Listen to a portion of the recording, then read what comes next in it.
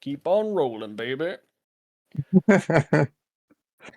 All right, let me just double check if everything is well on my side. Since I have a delay, ladies and gentlemen, do be kind to me, please.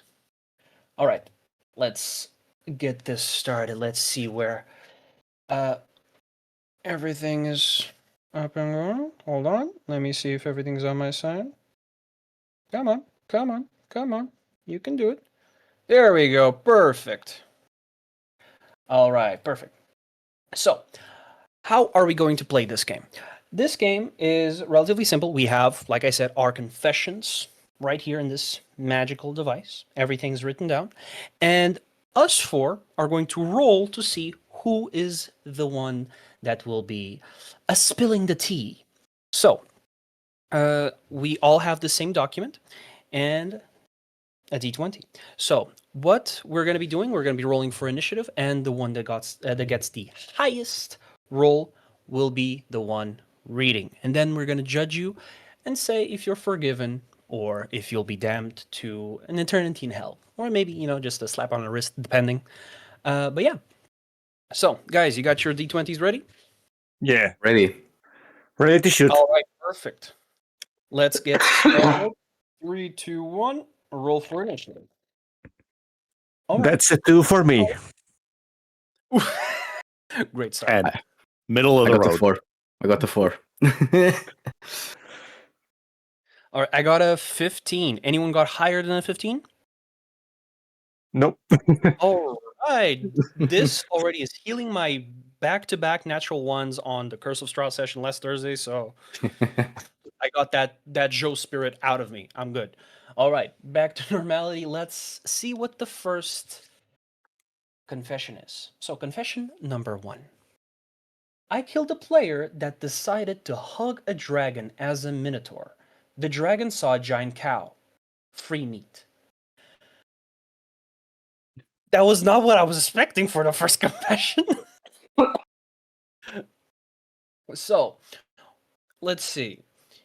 I have a question. The GM. Yes. I killed a player or a player character. There's a difference. That is very fair. I'm assuming. I want to assume that it's player character. Hopefully, Otherwise, this might be a genuine confession, and if anyone has any connections to law enforcement, you should use them right now. I am a criminologist, so Holy shit! That's the research. That's the research. You spot the wording. Is this an actual confession? All right. So, guys, what do we think about this? Do you think it's fair that this GM decided to kill a player that was transformed into a minotaur, that decided to hug a dragon? So, in my eyes, it's logical. A dragon sees a big cow, free meat. I think it's just a pure, reaction to an action. What do y'all think? I mean, I'd say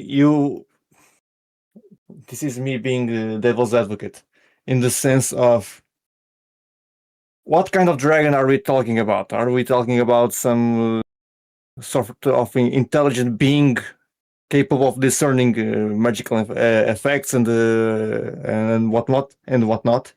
And even so, was he like, yeah, I see through you, I'm going to hit you? Or it's just the most bestial of dragons that was actually like, yeah, free meat, hey. That is actually like that's a good way to break it down. I'd assume it's like a very instinctual response to, like, I'm hungry, that's a cow, free meat. Like, with the limited information, I'm taking it as just animal instinct. Yeah. Aaron, Trengo, what do you guys think? I gotta work off of the assumption that it's like a usual D&D dragon. Like, there's only one color of dragon that has even a close to low intelligence, and that's whites. And even they are like normal human intelligence. I Mhm. take the most average intelligent person I know, and I show them a cow, and I show them a minotaur. They're going to see as that's dinner later, and the other one they're going to be like mythical creature from the Isle of, Minos, and that's a minotaur. I don't want to eat it. That has thoughts, feelings, and opinions. I think if it's just based on I need a meal, this DM, sorry, I know you're in the guild community. You messed up. Don't kill player characters like that. Okay, fair.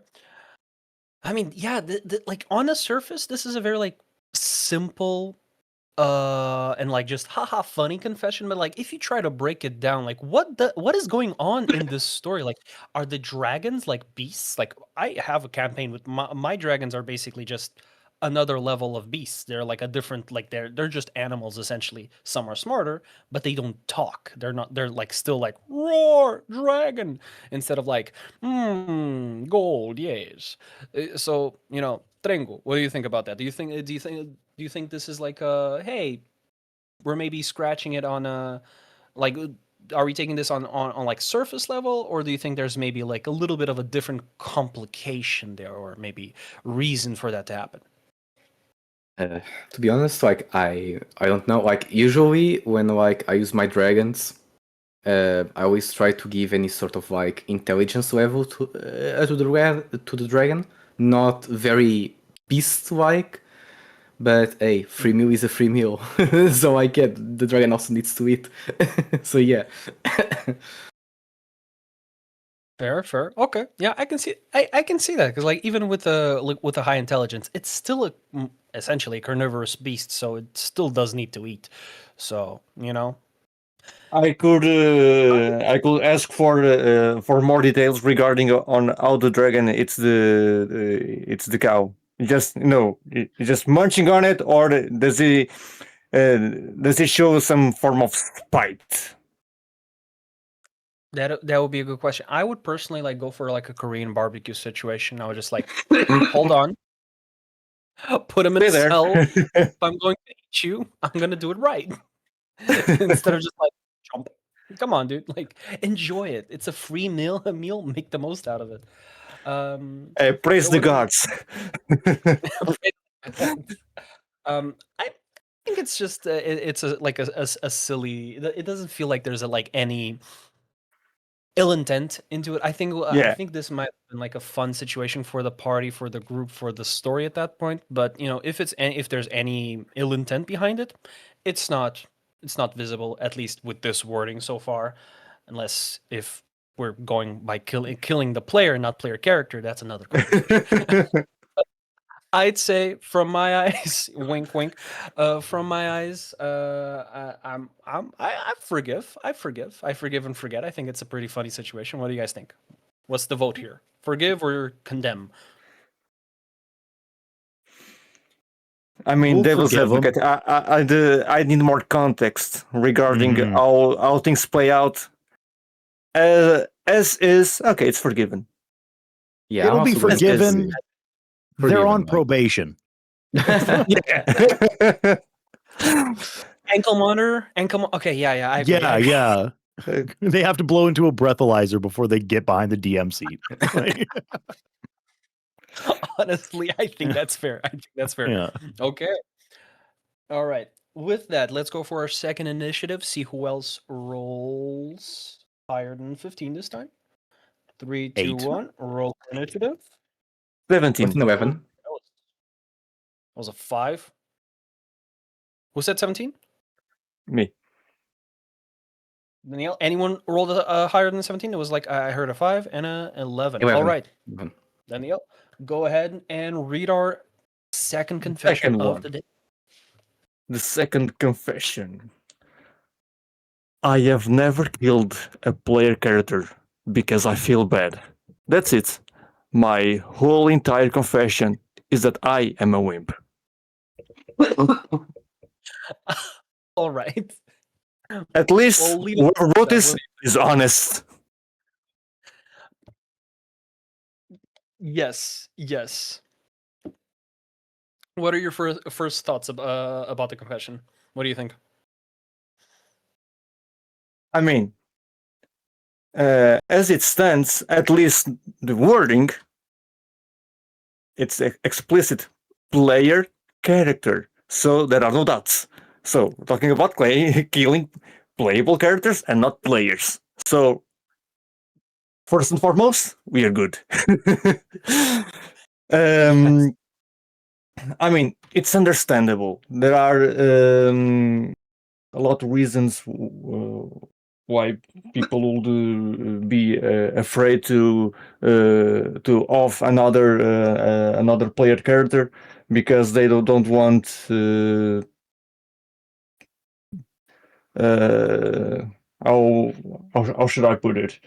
To create a bad environment between the table, between the players, between whoever. And depending on the system, probably maybe they don't enjoy the finite approach that death brings to the table. And even so, in games like Dungeons and Dragons, where resurrection is an option, maybe they also don't feel comfortable with the whole ritual aspect and the emotional impact that death can bring. So it is understandable. I wouldn't condemn this approach. Honestly, I think I personally, I think you couldn't have like broken it down any better. A lot of people like feel like they have to have like a PC death or have to like have that experience to have like the full D&D like, experience. Like if you haven't killed a PC player, you haven't played for long enough. Like I think, yeah, like exactly. Sometimes you just have to cater to your preferences, and like if that's how you enjoy the game fully, yeah, no, I definitely like stand behind that. That's like the perfect description for this. Like you are not a wimp. You just enjoy what you enjoy. And like if you don't want to go through the entire hassle of like going through a ritual, understandable. And if you just don't like the finality of it, yeah, I think that's a pretty cool way of putting it. And it kind of like shows like like there's different ways to play D&D. You don't have to go through the obvious like channels and ways of doing it. But Aaron, Trengo, what do you guys think? I mean, that's an instant forgiven. That's yeah, you don't have to you don't got to justify not killing a character. Like you can definitely run your entire D&D career off of high stakes emotional scenes that don't involve the permanent death of a character. That's not an experience anyone needs. If everyone buys in and there is consent and everyone's having fun and a part of the adventure happens to be a character death, that's all well and good. That is so not a cost to entry. You do not need to do that. You are, I mean, not murdering someone isn't a crime. Like, honestly, couldn't have put it any better. Yeah, absolutely. Okay, yeah. I want that sentence Or- on a T-shirt. I want that Yeah. sentence on a T-shirt. Yeah. No, I agree with you all. I believe that there's no need to be always like trying to kill our players, especially the player characters. For example, usually when I want to have a more dramatic end for a character, I always try to put that on my NPCs to avoid starting like killing players and stuff like that. Because for a few points or some of the players, they put a lot of their energy on the character itself. So losing a character sometimes is also losing a part of yourself. And I know that for some players, it can hurt a lot. It can be actually like an icebreaker for a lot of other emotions. Even if you let the player create a new character, it's not going to be the same. There are players that are super okay with that, and they love like even them like to kill their own characters sometimes. Like we have some crazy players out there, but for other players that take like hours or days or months trying to cook a new character for that character to last like 3 sessions, yeah, like it's frustrating. Me as a DM, I try to use all the tools available to try to save my players of very stupid situations that can make like a player there for a TPK. But again, I'm a very good-hearted GM. I try many times to help the players and stuff like that. So yeah, Deus Ex Machina kind of stuff. yeah, stuff like that. Out of nowhere. Yeah, like out of nowhere, like you guys are saved. You guys are saved. Wow, good job, amazing. So yeah. How? Just take it. Just take it. Yeah, no, that's definitely awesome. And kind of like taking on that little note that you added with the NPCs. If you like, you don't have to kill PCs to like induce serious or just like heavy moments that will last with your party and your friends or Mhm. whoever you're playing with. I'm assuming they're going to be your friends. Uh, you don't have to kill PCs to have like moments like that. NPCs, if played well and having a good exposition, there was a trend in the whole like TTRPG community on TikTok and social media in general, but on TikTok about the goblin that sacrificed himself for the party and that being a lasting impression on the players, on the group. Like you don't have to kill PCs. Like PCs are a vessel, and like you said, very much so. It is like losing a little bit of yourself, and I see players that are like they're okay with that because they come to terms with finality, both in real life and in the game, and they like to see that situation through, which is beautiful. But there's also other people that are so alike with their character that they've carried the character for years, even before they start playing D&D, that they just can't imagine the character dying. And like whenever they create another PC, it just doesn't, like for other campaigns, it just doesn't stick as well as that one. It just that doesn't hit the same spots. So like it's absolutely like great way of dealing with that. Like just there's other things outside of the group that you can do to induce those like emotional moments. So yeah, like absolutely agree with you there. I like Aaron said, I think in all our opinions so far it's like instant forgiven. I think the chat can agree as well. If you don't, well, you're rude. But yeah, absolutely, I think it's all forgiven. You're not a wimp, you're just a person that enjoys having fun with your friends. Don't feel bad about that. Play your That game your part. way. There you go. All right. Let's get going for confession numero tres. Let's see. On to rolling initiative in 3, 2, 1. Okay. All That's right. an 11 for me. Oh, we have a winner. Winner, let's go. Winner, chicken dinner. Storydad, lead us off for confession numero tres. Okay. Confession number 3 reads, I once rolled 16 nat 20s in a session, and I even thought the dice were unbalanced. Woof.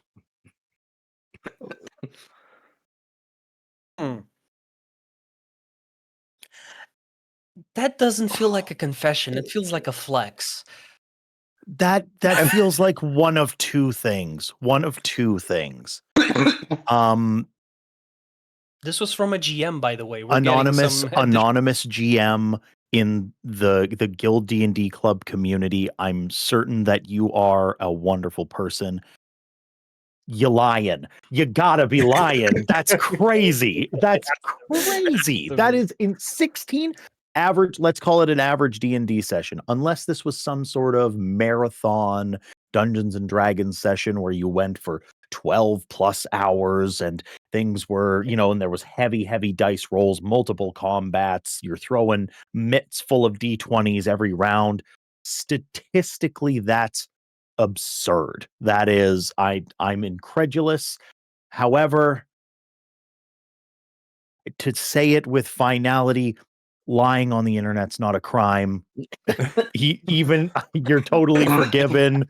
It's okay to roll that many nat 20s if it really happened.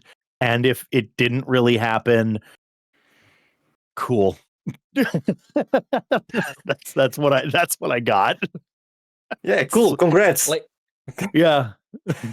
literally like okay. It's like I guess. honestly, it like I think this might be like a confession hidden within a confession where they rolled 16 natural 20s, but no, where they said they had 16 natural 20s, but they didn't roll 16 natural 20s. If you're catching my drift. So, wink, wink, drift is nudge, caught. nudge. I like, there you go. Because, like, sometimes maybe you're, so ashamed of your authority and your decisions as a GM sometimes that you end up doing some things for whatever reason. Fudging dice rolls is a thing. Usually you fudge lower. And in this case, I hope you did. If this is actually true, I hope you fudged at the very least like 8 of those natural 20s to make it like there was a dirty 20. Okay. Regular damage. Like, I hope if it was like legitimately, dude, chill out. Like, come on now. Like, this is like polar opposite from the other confession. Like, I never killed my players because I like having fun. Like, all right, so how do you like your damage? Shaken or stirred? Yeah, exactly. Like, what the fuck? So, like, I feel like maybe, just like a tiny bit of me feels that the player actually fudged 16 rolls to be natural 20s instead. So, but that's me already like kind of pulling a TMZ here. So if we're going like on a surface level, why are you flexing us? I had a back-to-back 1 yesterday. Like, stop it, stop it. Honestly, I'm not gonna forgive. No, I'm not. My No, dice I rolls feel are bad. bad. Yours are good. So right to jail. Sounds fair. That's Sounds all I have fair. to say. I'm petty. No, I'm not forgiving. Danielle, Trengo, what do you guys think? I just want to know the aftermath of all those net 20s. That might Was it change my opinion depending. was it combat? Was it just double damage? Was it rolls for I don't know, deception or the seduction or the whatever? I want to know. Give me more context. I think this is the thing that I'm going to say the most in this confession session. Give me context. Yeah, I think I agree with you there. Like, if there's a little bit more context, I think it would just change my opinion slightly. But just like this on a superficial level, like, dude, just like, why are you putting grills and just like making it rain on top? Like, chill out. I'm still petty. That's still go to jail. No, I refuse to let you pass. All right, Trengo, what about you? Are we forgiving or are we not? I just want to know where the hell they got the dice. I also want those dices. As a GM, I think that I never rolled a natural 20. Like, as a player, indeed, many times. As a GM, never. I never had that luck. Now, if you ask me about natural ones, no, that's some crazy stuff. Like, trust me on that. So, yeah, to jail. To jail. Yeah, There, yes, to jail. yeah, we're together in this. To jail. But to be fair, just a little footnote. They did say they thought that their dice might have been unbalanced. Fair. With that little extra detail, if that might actually be the case, be cool about it. Just put it in like a little, maybe lead box so you can keep that thing in and then buy a new set of dice. If you roll another 16 natural 20s with a new set of dice, you might be the issue. Moving on. Let's go for confession number 4. Let's see who rolls higher this time. Let's go. 17 for me. Okay, I'm keeping. I got a 3. That's a 9 for me. 3, 9, then 2, Two. Danielle, 17. 17. Lead us off for confession number 4. Oh, this is a big one. So, with an orc that was being interrogated, the PCs asked how many were inside. I said 7 and raised 4 fingers, leaving the party completely confused. At the time, I rolled with it. But nowadays, I have a t-shirt that says 7 with 4 fingers raised just because of my brain buffering, and they knew.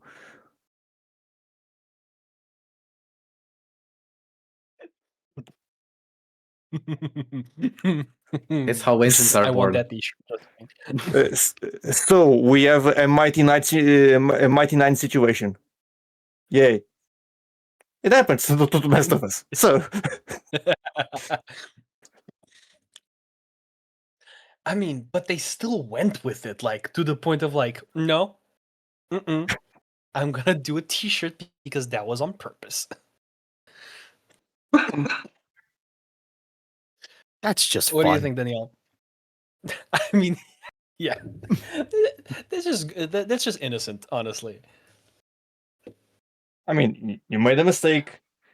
I don't have the context. Was the GM tired? Was the GM pulling out a Sonic gotta go fast regarding the what was going on the session? What else was in the room or whatever the hell? And maybe in the midst of of all the chaos, he just noticed what happened when the session was over, and he owned it. So yeah, I made a mistake. Yeah, it's a t-shirt to prove it. Come on, yeah, yeah. My brain fails me sometimes. I'm human. What you gonna do about it? Sue me.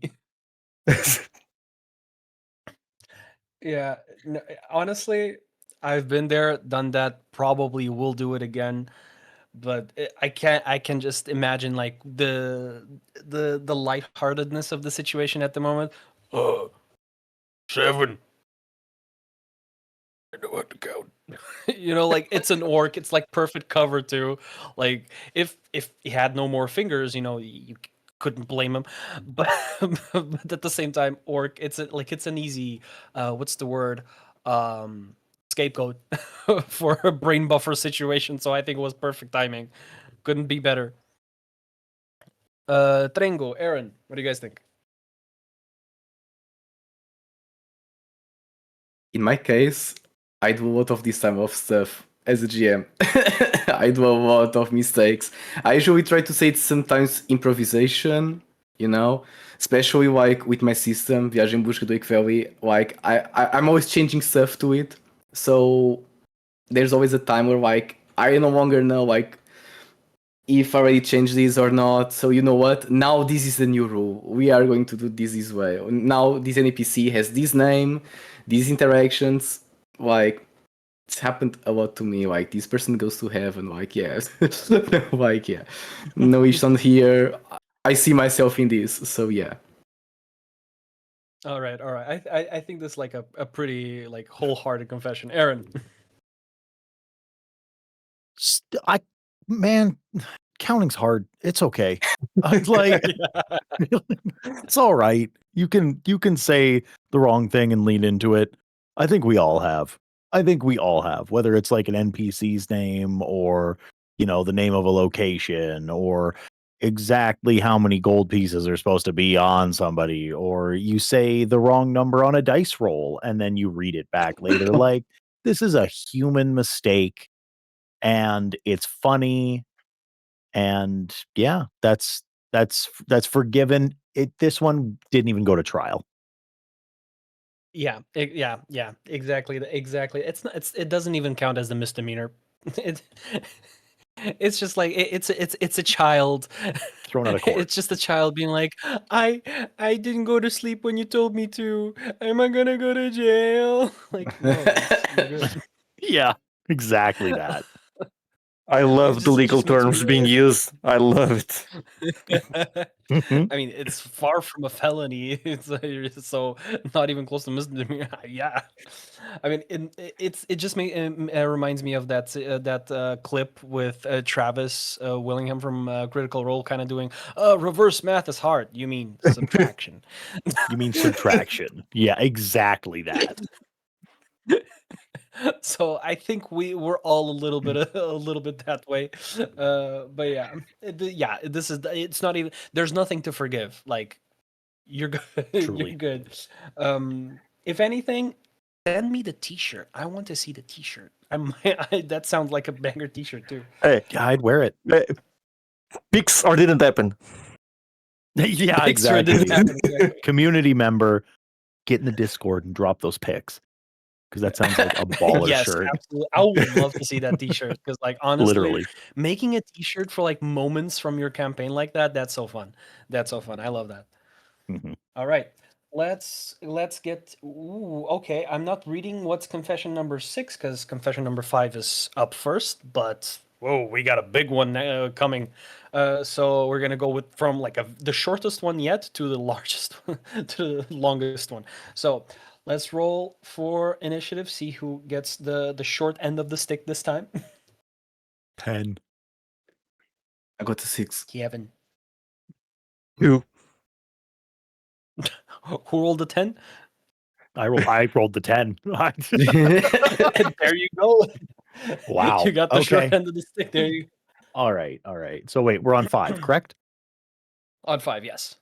Okay. Confession 5 reads, I caused a TPK because I was tired of that campaign. Go to jail. Go directly to jail. Go to jail. What do you mean? Are you okay? We're gonna play. If we want to do devil's advocate here, so I'm gonna get on my soapbox for a second. If we want to play devil's advocate here, you can. I can definitely say the entire group was in on it, and it was totally fine. And you knew that the stakes were super high, and it was all totally okay. And everyone knew it's like, oh, the threat of death is looming, and this could be the end of the game, and that's all fine. If you casually TPK the entire party because you're tired of the game, you've robbed your players, go to jail. You have taken away an experience to finish that campaign or quietly, consensually bow out of something that is no longer fun for the GM. You messed up. You did it the wrong way. Deepest to impel down with you. Like you're going, Yes. we're like you're going to super jail. Absolutely. Yeah. That's it. That's the whole. Yeah. Yeah, yeah. Trengo, Daniel, what do you guys think?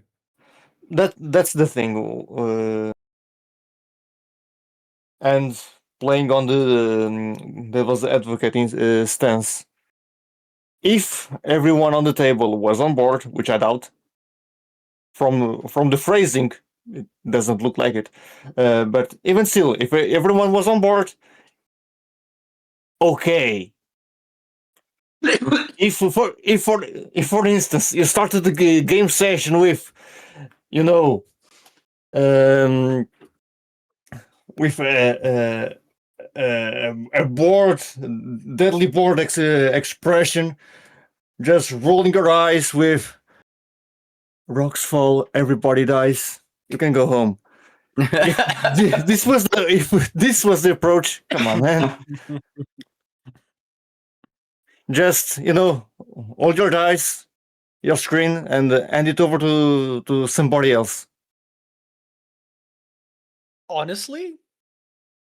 Honestly? Trengo, what about you? I'm just going to say, how dare you? Like, how dare you? Why? If a GM gets tired of its own campaign, something went wrong, or how the way the campaign was written, or with the GM. Probably they didn't sleep during like a whole month and they were very grumpy. Like, I don't know. I'm not going to play the devil's advocate. Just how dare you? Evil, meanie, bad person. So like, Damn. Coming after your moral character. Bad person. So yeah, yeah. The previous one wasn't even close to misdemeanor. This is like double felony. This is like, dude, you're getting, that's not even manslaughter. You're getting, how big was your part? It doesn't matter. You're getting 6 counts of first degree murder. Fuck you. Like full on. So Jail That for is life. not just- talking, Jail for life. Yeah. I think we're not putting the whoever wrote this in jail. I believe we are putting them in Arkham Asylum or something. Oh yeah, yeah, Under the Yeah, jail. Yeah. yeah, yeah. Under the jail. So, egging with spooning with Killer Croc. Oh great. So you remember that that one confession with the dragon and the free Oh. meal, and Killer Croc cuddling with someone that did that? That's the same situation. It's just free meat that he's cuddling with. Yeah. I mean, yeah, I think so. Here's the thing: I had groups that I was tired from.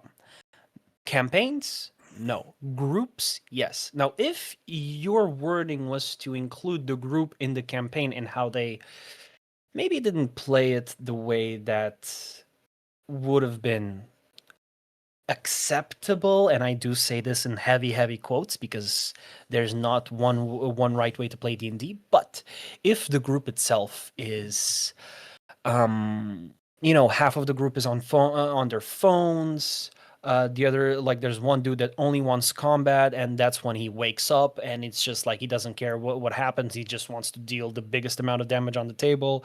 If there's like a fifth guy that just wants to bang every walking thing, like, understandable, I guess. If there's like a third person that's always like, oh yeah, I can definitely make it, and like not even on the day, just literally like 5 minutes before the session starts, oh yeah guys, I forgot I had like my grandma's birthday. Dude, your Already happened to me. grandparents are dead. What do Already you happened to mean? me. Yeah. What the fuck? It's literally like turn around again, I'm in the same place. What the fuck? So it's just like if it was just your way of being like, they don't care about the campaign, so I don't care about the campaign either, and you're just like, mic drop, maybe I can let it go. But even then, it's just like your job is still to put that final page of the chapter, finish it. You don't just fucking throw the book away out the window. So no, I don't think that's fair, even if the players are disruptive. There are more civilized options. And finishing it, that Exactly. last chapter can just be a conversation with your players.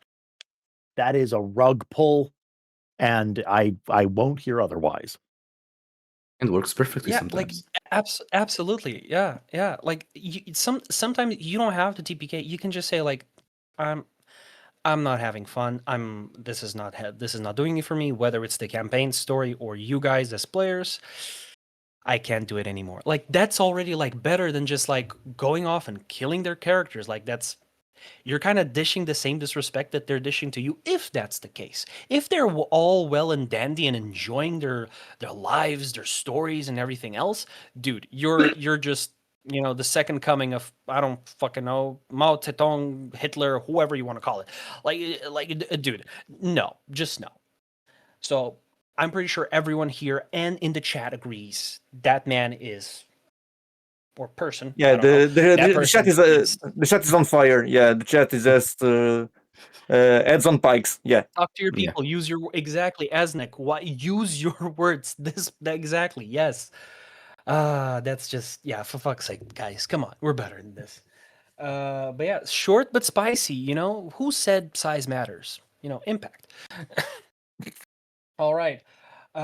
Mega jail with that one, if that wasn't clear. All right. Let's see who gets the big kahuna. Who gets the big fish confession here? Let's roll for initiative. Ooh, that's not gonna be me unless you guys roll a 3, a 2, and a 1. I have rolled a 2. I rolled 2. 18. No shit. Okay. Yeah. I was like, really? No. All right. Danielle, I'm assuming you didn't roll higher than an 18. No, it was an 18. Oh, we got 18 and 18. Okay, guys. Battle of the rollies. Let's go. You two re-roll. See who gets the highest. 8. Trengo, what's your No. re-roll? I got a 2. It was not 18. Oh, I got two. okay. Two. Yeah. Okay. I heard 218. Of like, Oh no, what no. are the chances? All right, Danielle, the big Kahuna confession is yours. So number 6, is that correct? Number 6, yes. Yeah, the number of the beast. Okay. Damn. So, It's a big Kahuna. how are we regarding time? Because this is gonna take a while. Oh, so confession 6. While GMing at a convention, I ran a mixed table with both walk-ins and reserved players. We were using a West Marches style campaign. Everyone started at level 1, and each one shot you played leveled your character up. Great for continuity, terrifying for encounter balance. To make it work, I homebrewed monsters with scalable damage based on player level. If you were level 1, the monster hit you for 1d6. If you were level 2 to 5, it dealt its normal damage and so on. I even added a house rule. No instant death at level 1 and massive damage meant you started with one failed death save instead. The table had 7 players. 3 PCs were level 2, 1 PC was level 4, the rest were level 1. Their mission was to recover a MacGuffin, creating monsters in what was supposed to be a safe area. And then I made a mistake.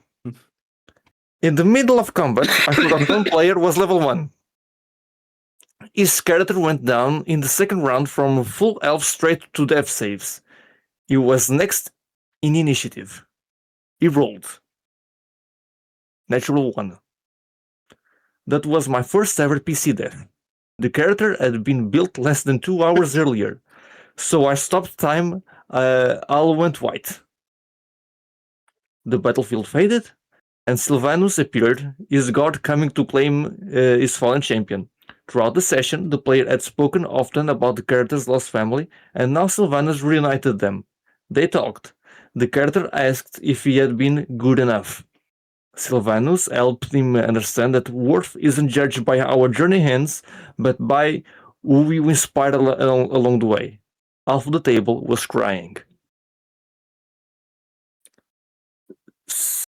So I don't see it as Repeat that. Just something. 1 second. okay.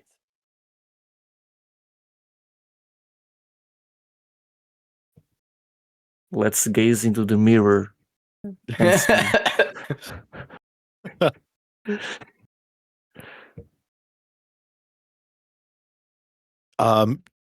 He's gone. Let's chill. Hey everyone, subscribe and follow the Guild D&D Club today. Hit that follow button. It costs you nothing. Vote for us on the Geek Awards, please. On the Golden Geek Awards. All right, I'm back. That was something of a confession. What do you have to say, Danielle, as the first one? I don't have anything to say. I don't see it as a confession. It was a deep, moving moment that happened in a game session. So everything. You made a mistake of in the heat of the moment with 7 players at your table. You forgot that one of them was level 1, and that character died because took heavy damage, was next on initiative, and rolled a 1. Okay, what are the odds? I mean, Murphy's Law and whatnot, but still. Even though the GM made a mistake, he ended up turning it around with a deep and moving moment. And if half of the Yeah. table was crying, then the GM did an amazing job.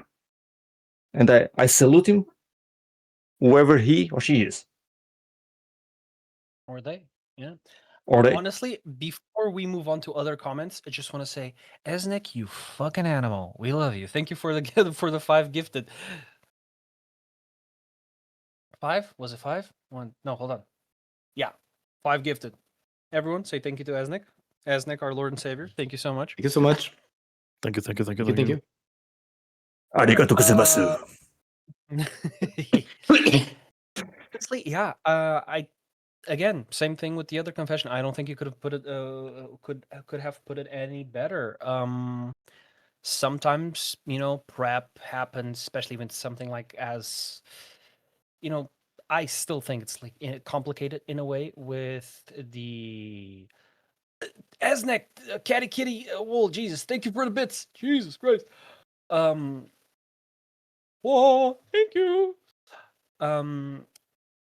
You're making me lose my train of thought, guys. Come on, Jesus. We're just getting showered by cheers and bits. Jeez. Thank you, y'all. Go vote for us for the Golden Geek Awards. Link in the description. Jesus, I legitimately lost my train of thought. Where was I? Oh, right. So, yeah, as a DM, a GM, I should say, doesn't matter if it's D&D or anything. Sometimes you prep a lot, especially if it's something like West Marches.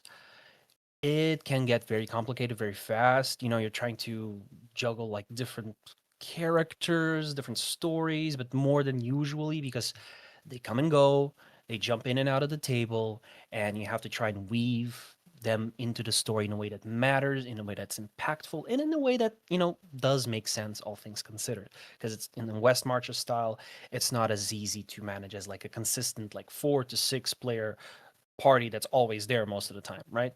Like, so that being said, I think like it's okay for you to forget, like, oh, dude, you're level 1 when you have 4 other players at level 4, 2 other players at level, what, 2 or 3 was it? At level 2, and just 1 guy at level 1. Like, it happens. Uh, sure, you kind of, you know, I don't think you could have managed it any better, honestly. Like, if the table is crying, if the table is just like, whoa, this is a moment, and the player himself or themselves is like pulling such like an impactful moment from that like post death situation with Sylvanas, and just going like talking to their family, like, did I do good? Was I good? And like that's a tear jerker right there. That's like the best line you could go for. So like I think it's one of those situations where you made a fortunate mistake where like a very cool situation happened from it. I think it's like one of the, like, literally I don't think I can put it any better. A fortunate mistake is what this is. I think it's a very beautiful situation that happened from literally like a lapse of the mind. So I think there's nothing to forgive because you basically like, oh, sorry, I killed you, and then just went to the police. He's buried in the backyard, or not even buried. He's like laying in the couch. I put the gun next to him. My fingerprints are on it. Here's all my documentation. Uh, I already contacted the family. I put everything that I had in my fund. Like, literally, you atoned for your sins in the moment in the most beautiful way possible. Like, literally, And if the table is crying, that's kudos. and I think this needs to be said. Cheers for the player for rolling with it and building upon it. Yeah, for a 2-hour-old character, dude. Can't wait to see what you do with a 2-year-old character. That doesn't sound right. With a character, you know what? Still doesn't work. All right, Trengu and Aaron, What do you guys think? It's the opposite. It's the opposite of the last one.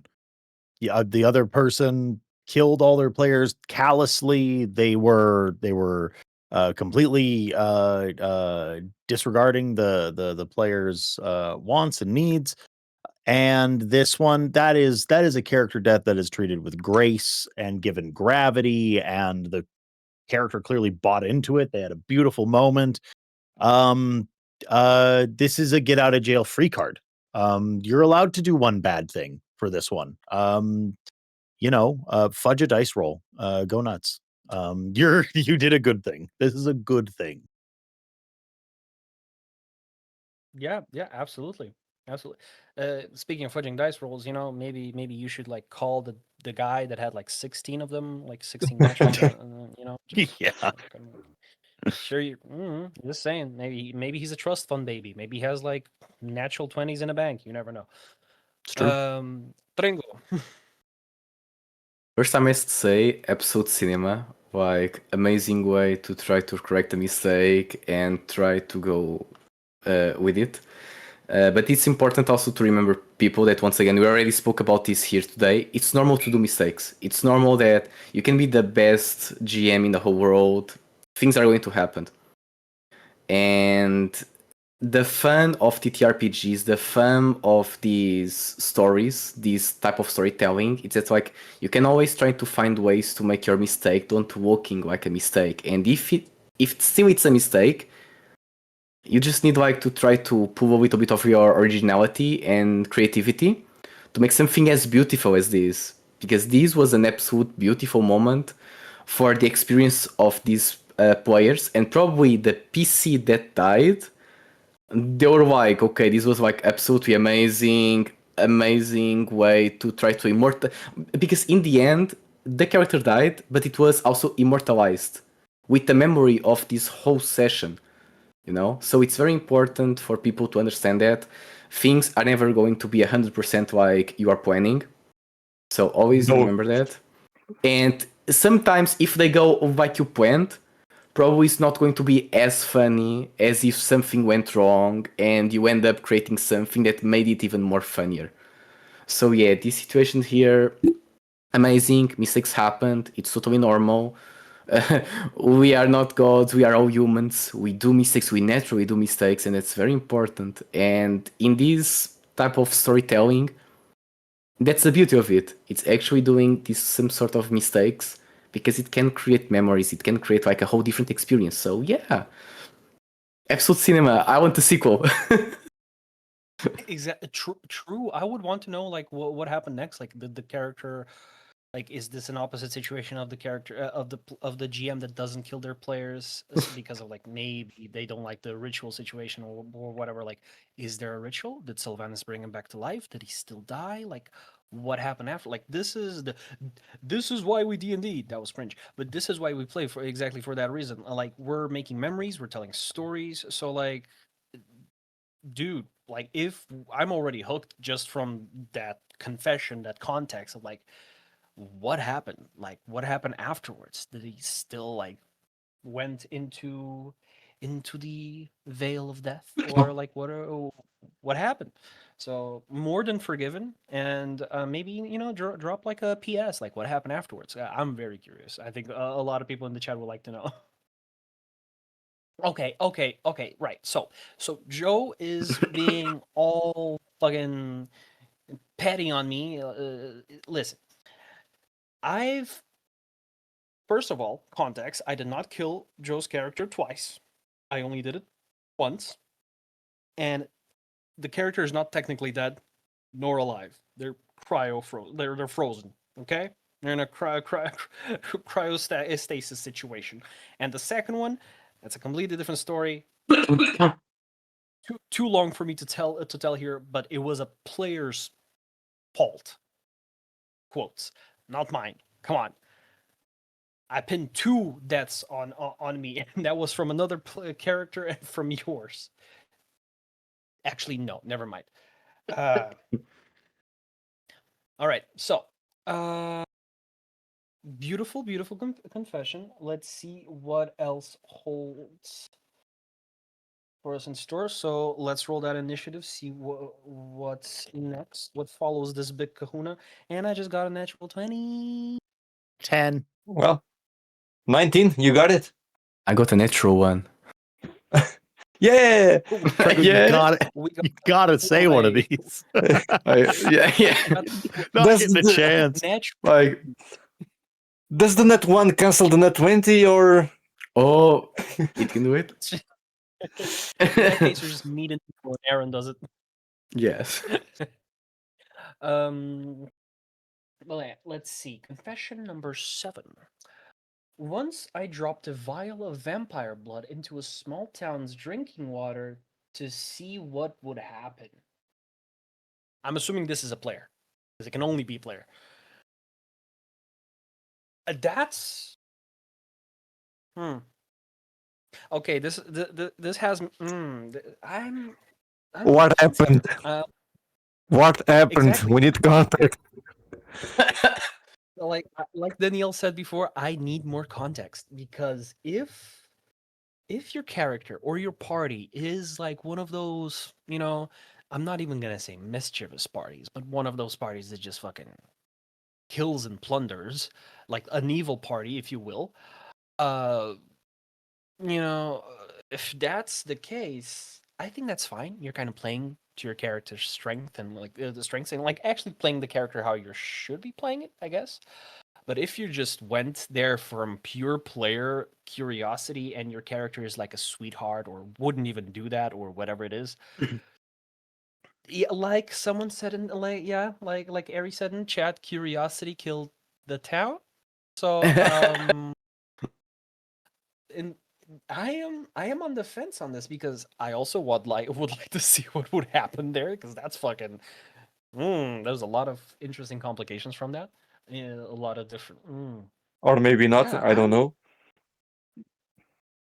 that's anything could happen. A full town of vampire spawns, or everyone just has like a bad food poisoning. Like, you never know what's the situation.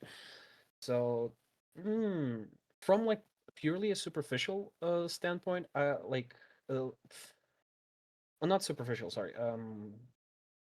Just from like surface level, I'd say.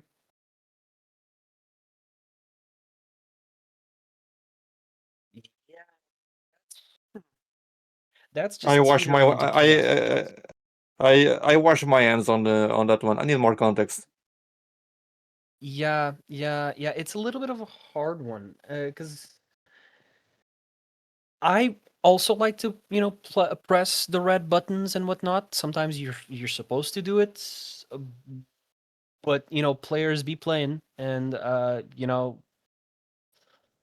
you thought that yeah, no, that's a tough one. Aaron, Triangle, what do you guys think? 2 minds. One, you were doing this because of a plot point. Sure, if we do the advocate, this was for a plot point, something was supposed to come out of it. You put it was just to see what happens. That's just mischief. That's just being a little gremlin. You're just being an imp. 3 months community service. Yeah, definitely that. Yeah, definitely community service. At least that or probation. I don't know. You got to That's bring pizza to the next game night. If something happened to the town, next 3 game nights, like Next, that's a yeah. little- If nothing happens, bring a bag of chips and bring the drinks. If not, pizza next 3 nights. Yeah. So the GM will make sure that something is going to happen, so we can have several free meals from that session onward. Yeah. Suddenly every player is pushing them to pour more and more vampire blood in the well. hustle them players. Hustle them if you're getting pizza out of it, hustle the players. Trengo, what do you guys what do you think? They were just trying to do science, just experimenting with it. in the name of science. In the name of science, exactly. But no, like in this situation, I actually wanted to know more context, and I wanted to understand what happened to the town and with like the town folk. But again, Yeah. science.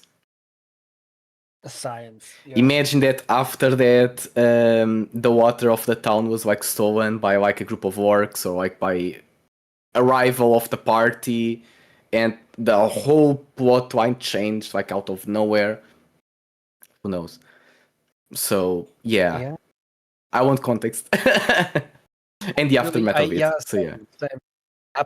Dude, absolutely. Because like I'm just like this entire time I'm thinking, what if the town has a relation to some of the players or a player in the party that didn't throw the vial in the well? Like they have a wife and kids or like a mentor or someone and the mentor gets vampire spawned. Like So many turn variables. 180. Turn So many 180 again. variables. What the fuck? Like that's just yeah. Definitely community service. Maybe like a month on probation. That's a little bit of a need more context there. Whoever did these confessions, this one as well as which one was it? There was another one.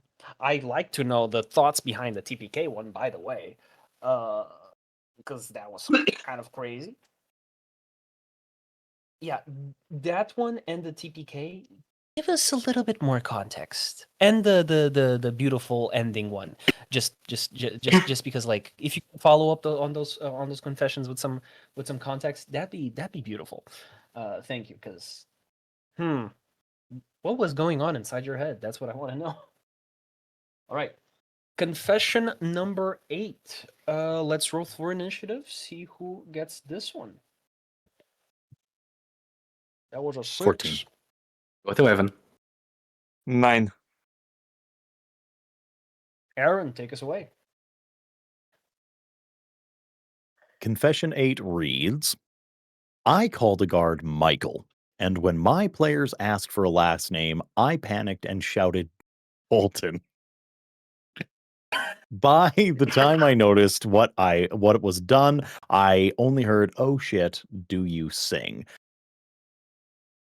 You're not going to jail for being Michael Bolton. You or having the name Michael Bolton. You know, in the modern zeitgeist, you're gonna sing about Jack Sparrow. You're gonna have some power ballads. You're gonna have some laughs, some gaffs. But as much as not murdering someone is not illegal, neither is being Michael Bolton. That's funny. Being at a table with something like that, ha ha ha. That's the kind of thing that runs into like a longer running bit, you know, like within a campaign. Like your character's name, the character, the NPC, what have you's name is Michael. You know, that gets you have fun with NPCs asking, "Oh, Michael Bolton?" Like that's fun, that's a gaff, that's a goof, that's just good fun. No jail time. Being a you know, a power ballad singer from the 80s and 90s with a tremendous mane of hair is not illegal.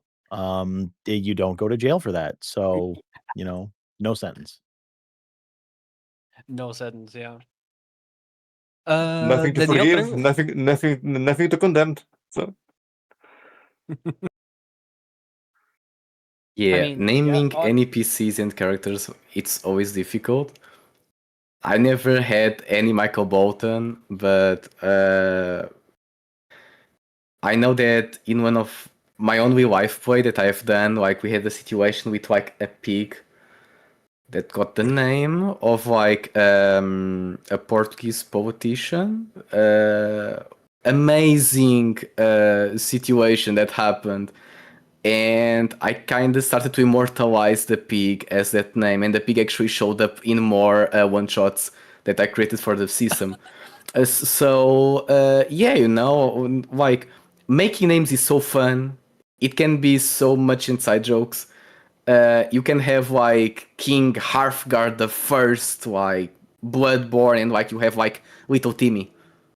His brother is called John. The other one is called Mary. Yeah. Like yeah, like so no condemnation here. Like it's safe, it's normal, it's okay. So yeah.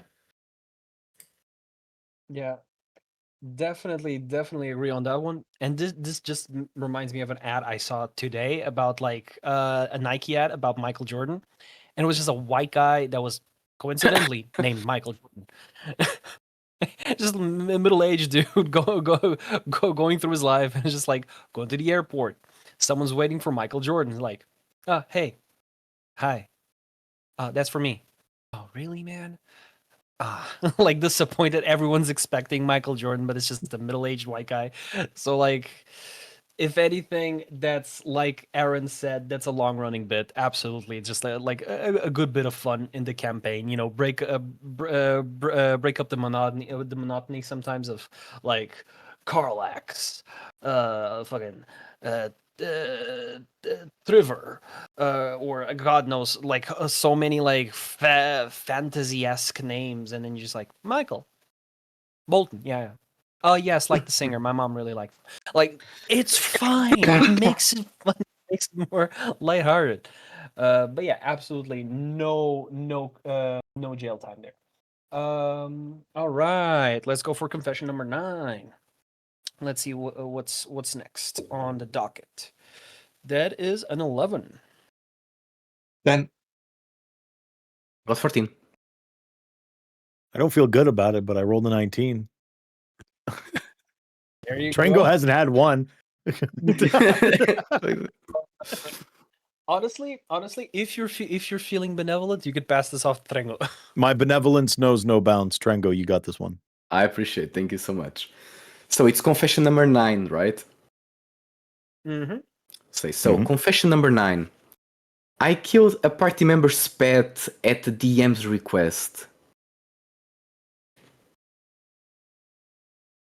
Ooh.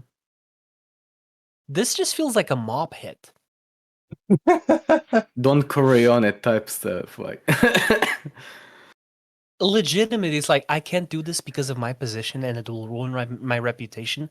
But you're a player. If you do whatever you want to do, I just have to describe the consequences. I mean, was it at the GM square? Was it the GM that asked, or was it an NPC controlled by the GM? I mean, those are two different things. that's a good question. That's a good question. Yeah. Yeah.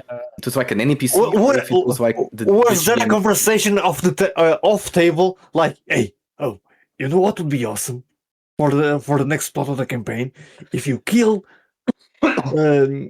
Jane's pet. Yeah, if you do it, it's gonna be awesome. Okay. The turtle? The small turtle that fits in Yeah, a yeah, ball? yeah, Yeah. yeah. Go all Darwin on it. Yeah.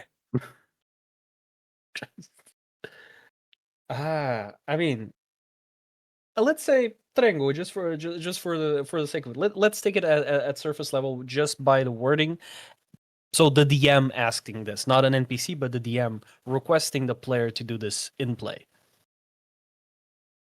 I mean, so it's just a request. I don't know if they were pulling like a knife against the player, like, okay, like you need to do this now, so you are going to do this for me, or whatever. But like, when I'm a player, my loyalty is towards the rest of the party. It's like the party against the GM. It's not me with the GM against the party.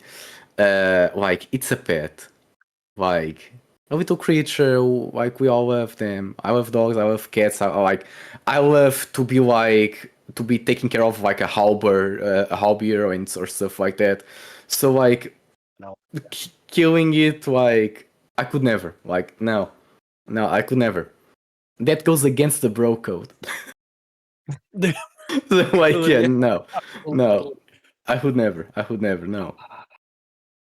Damn. Okay. I couldn't. Aaron, what do you think? Jail, super jail, Omega jail. How dare you? How dare you? That's where do you live? I'm asking for a friend. You don't do that. You don't do that. The only way this would ever be acceptable, I can blanket statement the rest of every other thing that we cover here, where like if everything is consensual and all of the players involved are totally happy with it, then there's no harm, no foul. this is D&D Confessions. This isn't D&D Fun Times at the Table. You're confessing a sin. You killed this pet. You did that with malice, and you're going to jail. We caught you. We caught you, and the police are on their way. That's you killing pets. Killing pets. You and the TPK guy get to share a cell, and I'm shoving a beholder in it. Get out of here. Cell buddies. That's actually perfect. They're cell buddies. Oh my god, I can definitely see that. Oh, dude, Danielle, what do you, what do you have to add to this case? Um, Oh, I either I can't hear you or we can't hear you. You're muted. Yeah. There Danielle, we I go. think that Oh, you're muted. my only bit is just the What? what wait. Oh, There you So was I muted? Yes. yes. Why? Oh come on! Only those Nosferatu bastards. So, as I was saying, since I don't know where did you stop listening to me, my only bit about this confession is just the off table conversation of the GM as a person, not through NPCs or with no role play involved, being like, yeah, you should really do it. Yeah, you should. We are better than this. And quoting Abraham Zetina, roleplay solves everything. Yeah. I mean, there's a lot of angles you can go for this one. You know, like I definitely can see that as well when in the roleplay situation. Like the only way that I could truly see this being like fully, not even fully, but like acceptable, not in the like you never kill dogs in video games sense, but like in because like not every pet is the cutie patootie, you know, trinket, whatever you want. Like not every pet that the players come up with are like animals or beasts or pixies or whatever they are that are cute and they're part of the party and whatnot. Some of the players have fucking insanity driving their decisions and they just make up the most terrible, annoying eldritch horror of a pet that is just supposed to be annoying and they find it funny, but after like 2 sessions, it's like, okay, we get it, stop it. And it's like 15 sessions later, everyone's annoyed. The DM has to be able to fucking, you know, just have to do the voice or the actions of the silly, crazy pets. At some point, that does obviously, you know, kind of take a lot of energy from the DM, and sometimes the DM might not be um you know fully willing to do whatever it is that the player is describing the pet is doing or trying to do. Like sometimes it's a little bit crazy.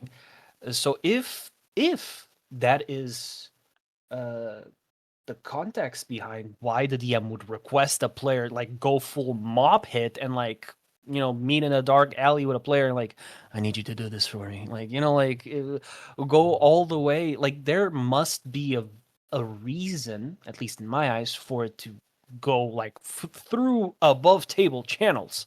You know, it's not like a role play situations, like if it's going like from, you know, person to person. I think there might be a little bit more of a substantial reason for it, and not just like a haha, I'm gonna kill your pet just because I can situation. If like it's way too cumbersome and yeah, it's way too cumbersome and complicated for it to be just like a simple I'm gonna kill your pet for emotional reasons to drive the plot and the character development. There's something there that is a little bit above table, possibly. So if it's an annoying pet that's just like, dude, we get it, stop it, and the player actually that was, you know, prompted about it, killed it, the player also probably feels a type of way about the pet, at least from what I'm understanding. It's, you know, kind of the idea that the pet did die. So, this might be a little bit more complicated than I think. So I'd say definitely there's going to be a trial in 3 months, but for now we need more evidence. Like legitimately, I think this seems like a little bit of a like innocent, like, oh my god, don't kill dogs in video games, and what are you, monster? Like cover up for like I have beef with you in real life. Might be something like that, because sometimes we're people, we're emotional beings. It happens. Emotions get the best of us, and you decide to be petty, or it just, it happens even if you don't decide in the moment. Maybe like Trengo said, for the TPK situation, you're tired, cranky, whatever, and just like you decide to do it and ask a player to do it so you can kind of feel a little bit better about it. I don't know. I'm on hold on this one. So all right. Think everyone. Yeah, I think everyone said mostly either jail or a little bit of more context, right? So let's move on to our next one. This seems to be like a little bit of a substantial confession. Let's see. Roll for that initiative. That was a 3. 15. What a net. Not 20. Tory there with the big guns. All right. Storydad, feel free to start us off. Confession 10 reads, I gave my players a dumb magic item. A notebook that took notes by itself, but from its own perspective. I.e., is inside of a backpack and starts writing, it's very dark and humid in here. I think they have a piece of fruit and blah, blah, blah, blah, blah.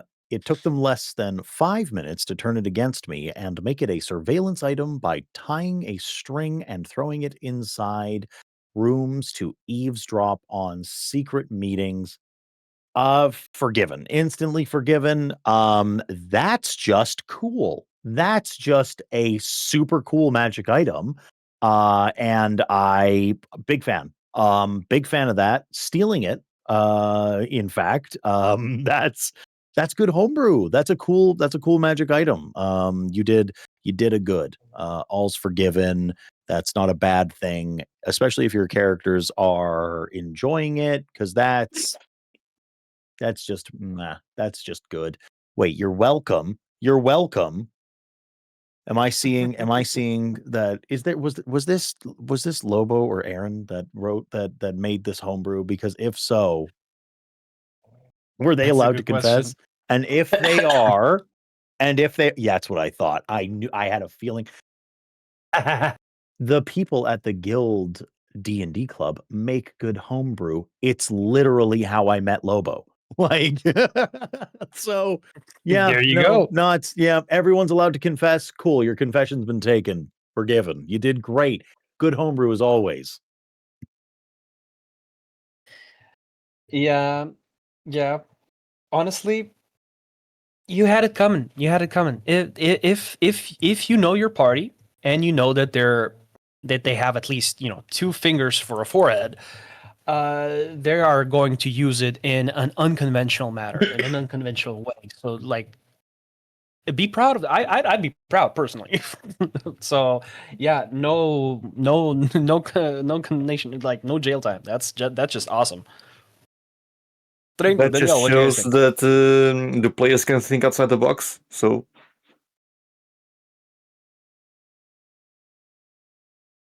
nothing to forgive, nothing to condemn. I wish my players were All just right. like this. Just said. For the first few sessions, it's cool. Afterwards, you're gonna be working overtime trying to fucking Yeah, 16 steps ahead. definitely. All right. Okay, that's a fun one. I like that. All right, let's go over to confession number 11. Roll that initiative. That's a 6 again. Oh my lord. Okay. Got the 5. 4. 12. All right, Storydad, back to back. Feel free if you want to give this one away as well, or go again. Feel Alexey, free. take it away. Thank you. You're so gracious. All right, confession number 11. In my first D&D campaign, I was an elf ranger. Okay. Our DM introduced rivals, recurring NPCs that would generally be antagonists to the party. Every party member got an associated rival. One day, while searching for a ruin, we end up also finding out the druid's rival. He had found whatever we were looking for first and was preparing to leave via flying mount. I single-handedly killed him in 2 turns, ruining whatever plans our DM had for that NPC. Again, this is just giving me vibes from the 16 natural 20s. Oh, look, I'm so good. I have such I know how to use my character's abilities, and I rolled well. Ha ha ha. Yeah. Piss off. Like, come on, dude. Why are you flexing on me? Stop. Honestly, again, same thing with what Trengo said for like a different reason. When the story goes out of the bounds of what you're prepared for or were expecting, that's always more interesting. There's a lot of serendipitous moments that happen whenever you're least expecting, especially when you're not prepared. And usually those are the most interesting moments in the campaign. And I'm sure that your players probably talk about that time where everyone else was fighting for their lives, level after level, against these fucking rivals. And then your druid was just like, weak. Kobe, just flexing on him, just like, yeah, I got some extra time, guys. I can help you with your rivals. Like, yeah, no, my agenda's clear. So like, your players probably talk about it honestly, even to this day, like that time. Oh, remember when the druid fucking 2-shot that guy? Oh Jesus, like.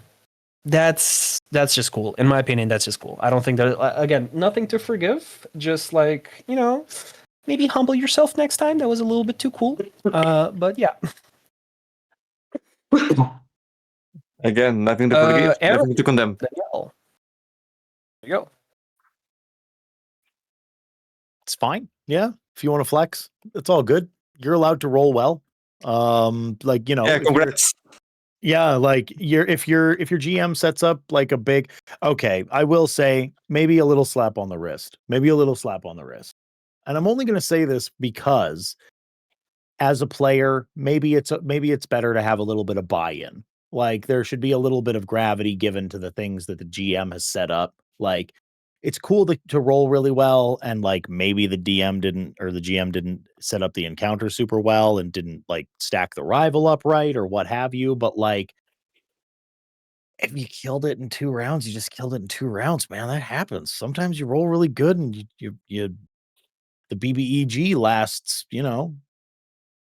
10, 12 seconds. That's it. Yeah. No, yeah, again, like Danielle said, nothing to condemn here, but it's just, I feel like a lot of these confessions is like, I committed a crime. And then there's like, the one next in the booth is like, dude, I just threw that fucking fade away and it was so cool. Like, you're just, stop. You're supposed to confess sins. Come on, guys. Yeah, I think probably most of these people like I have no one to tell this because they don't get it. So you probably will. Yeah, exactly. These are it's okay to have a lot of people that just want to brag or like say things that they thought were crazy within their own TTRPG games. That's fine. That's fine too. But none of these things are evil. You just rolled well. Exactly. You just roll well. Like the only thing that maybe I could like kind of try and extrapolate from, kind of like took what you said, Aaron, about the balancing, and even then it wouldn't be a confession. I mean, I guess you could call it a confession if it was from the DM side and the DM saying like, hey, I forgot about the rival and I just didn't do the stat block correctly and I just need to have someone here, so they threw the rival there and then it got 2-shot there.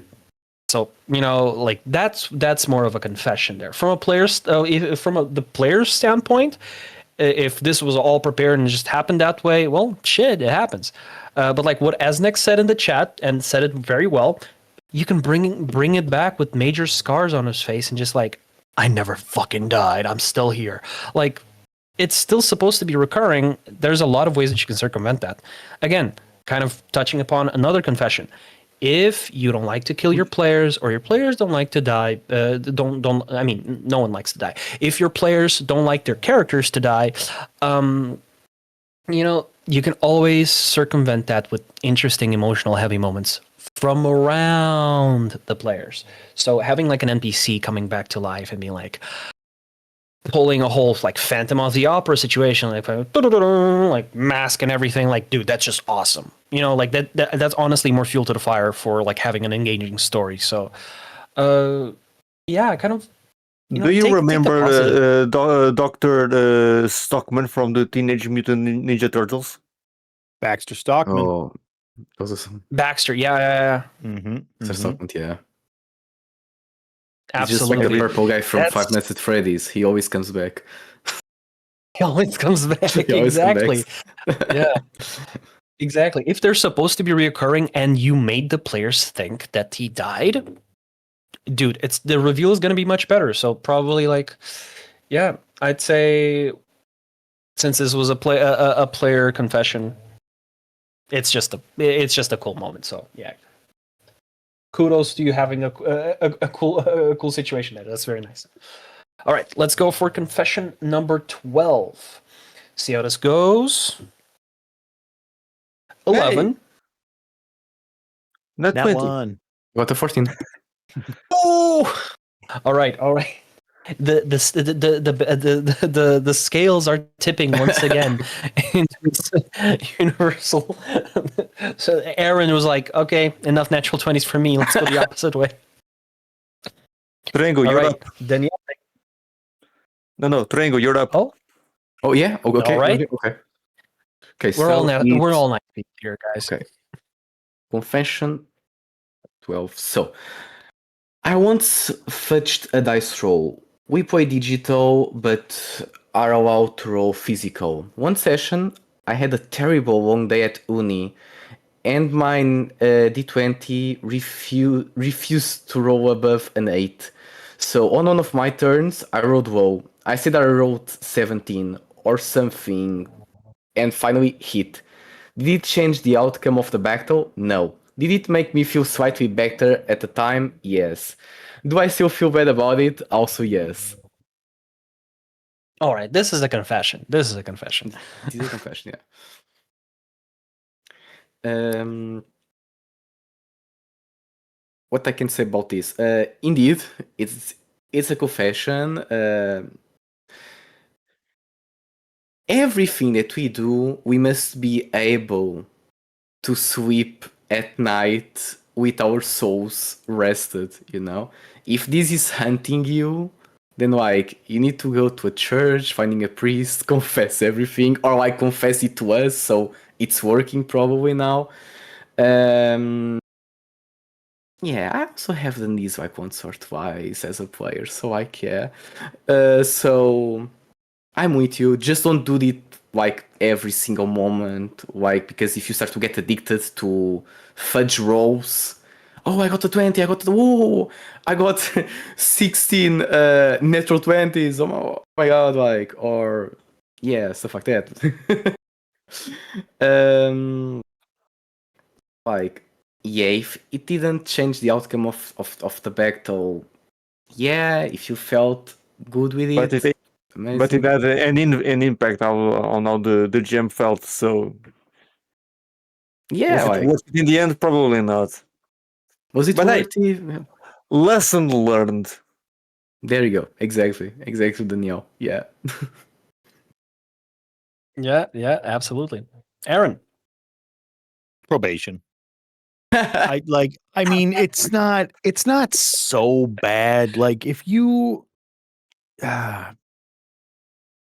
if we stuck to, I mean, I do feel like it undermines the spirit of the game a bit, but God, it sucks to roll really poorly the whole time and not get a cool moment. Like everyone wants their story to be like, fun and cool, and you want to be able to use all of the neat stuff on your character sheet. And a lot of that is predicated on having middling to good dice rolls and rolling average or above. And if you're rolling just horrible and you had a bad day at university and you're down on yourself and you just want to play cool games with your friends and feel dope for a second, cool, man.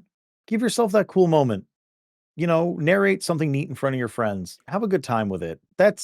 Don't do it all the time, but like no one's gonna, it's like this is the ragamuffin street urchin stealing a loaf of bread to feed themselves of TTRPG crimes. Like no one's if I ever see a starving kid stealing a loaf of bread, no the hell I didn't.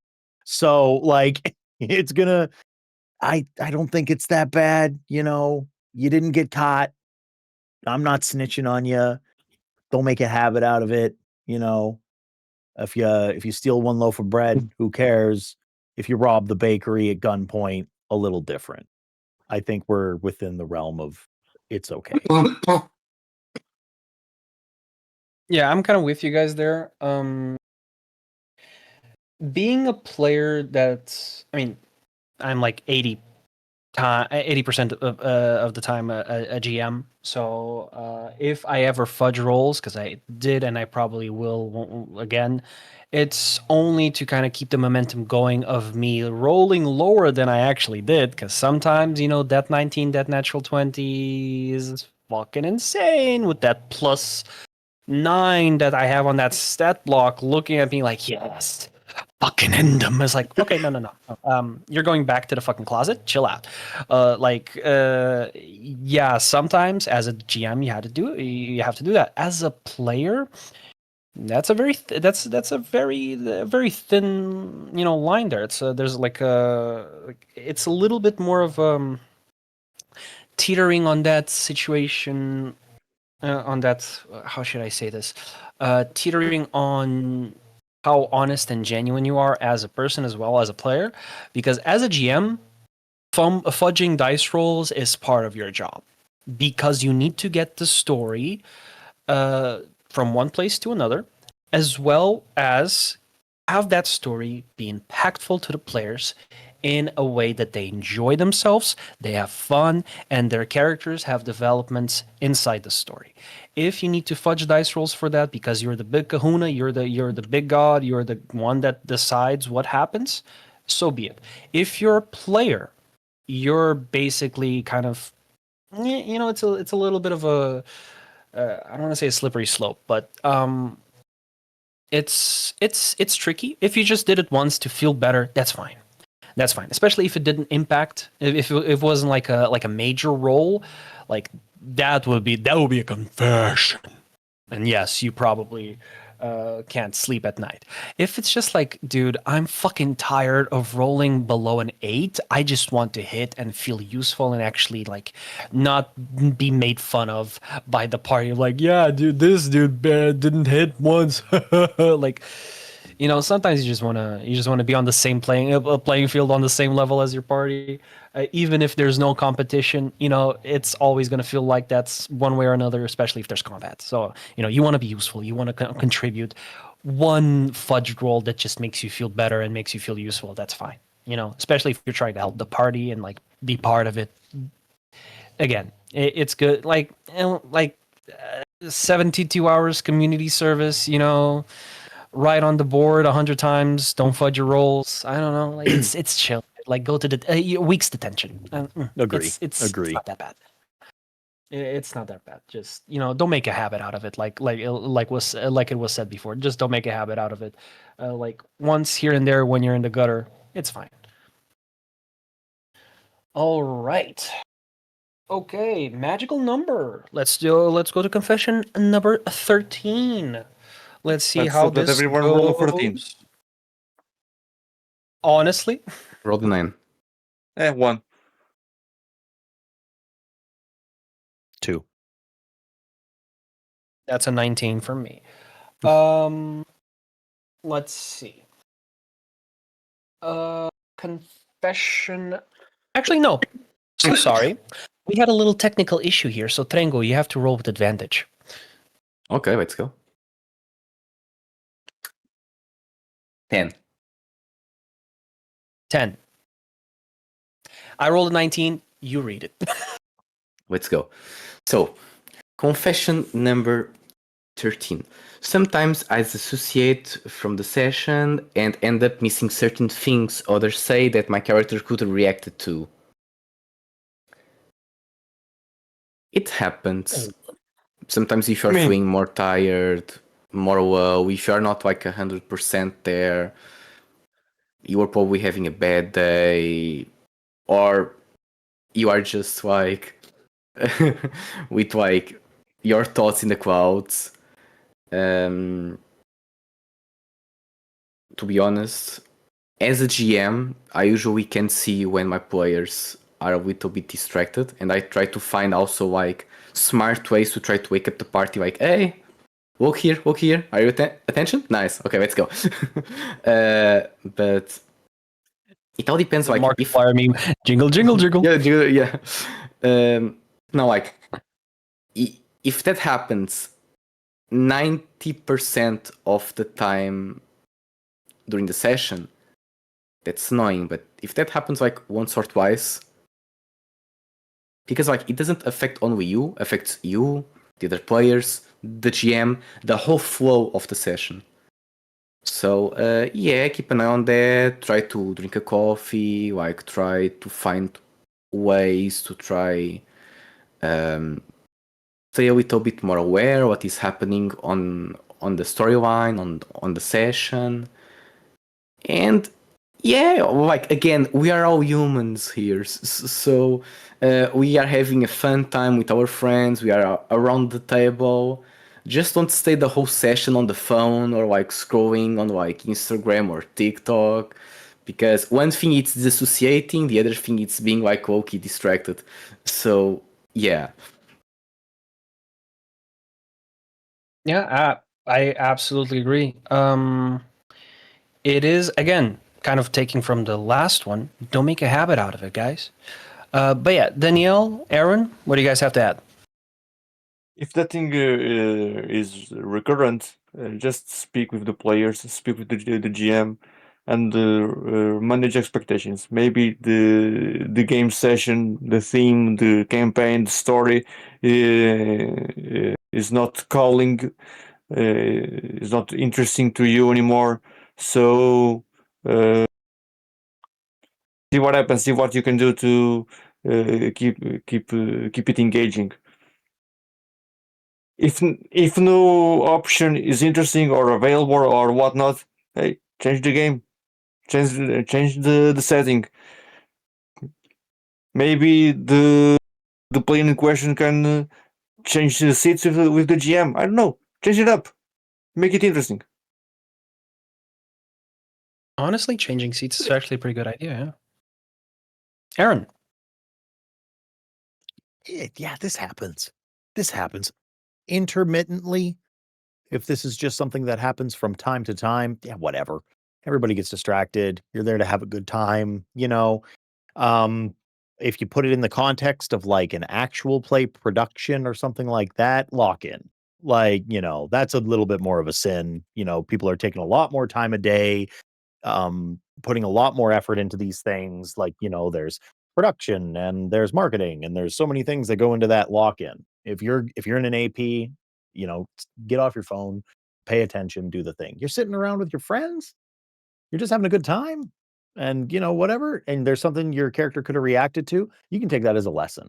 You know, like if you feel that you wanted to react and you wanted to be more engaged, then, well, set some goals, get there. It's all good. It sounds like you're kind of putting yourself through your own little torment because of it. So you're already feeling bad. True.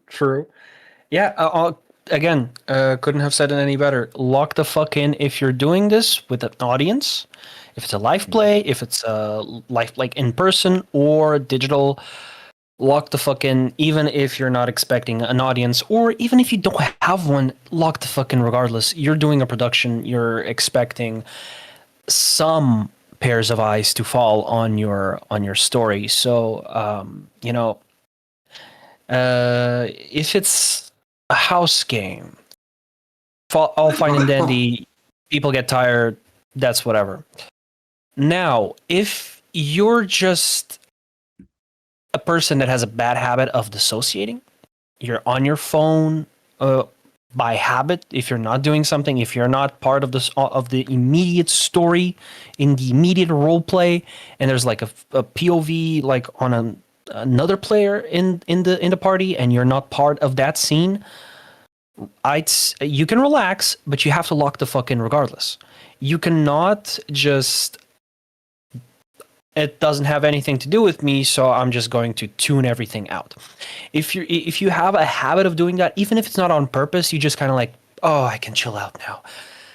Still, the players feel that, the table feels that. If someone is not fully in, the rest of the players are going to feel that lack of commitment or that lack of attention, and that's going to bleed through and that make people either uncomfortable or not fully enjoy what's happening in front of them. Even if they are part of the situation, they notice one of the players is not fully immersed or in it, they're gonna be like, oh man, maybe I'm not playing this as cool as I could have, because like he's not reacting and not even paying attention.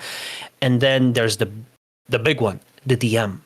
DMs, even if players turn to them at the end of the session and say, dude, that was the best fucking session we had in a while. That was so fucking cool. I love the thing that you did with the witch and that whole paladin storyline. That was so fucking cool, dude. Yeah, thank you so much for. I really needed this week. This was very cool. And like the entire table turns to the DM and says that.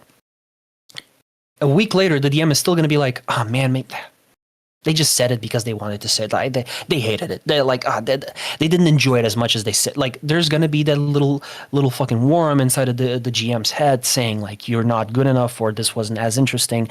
Self-doubt is always gonna be there. Even if you're the most confident DM, the most fucking professional, experienced DM, there's gonna be a time and a place where you're gonna fall back into that little pit of despair and lack of confidence that just going to happen for a creative person. So when you're actually not even putting on a farce of like, yo, dude, this is so cool, and you're just like,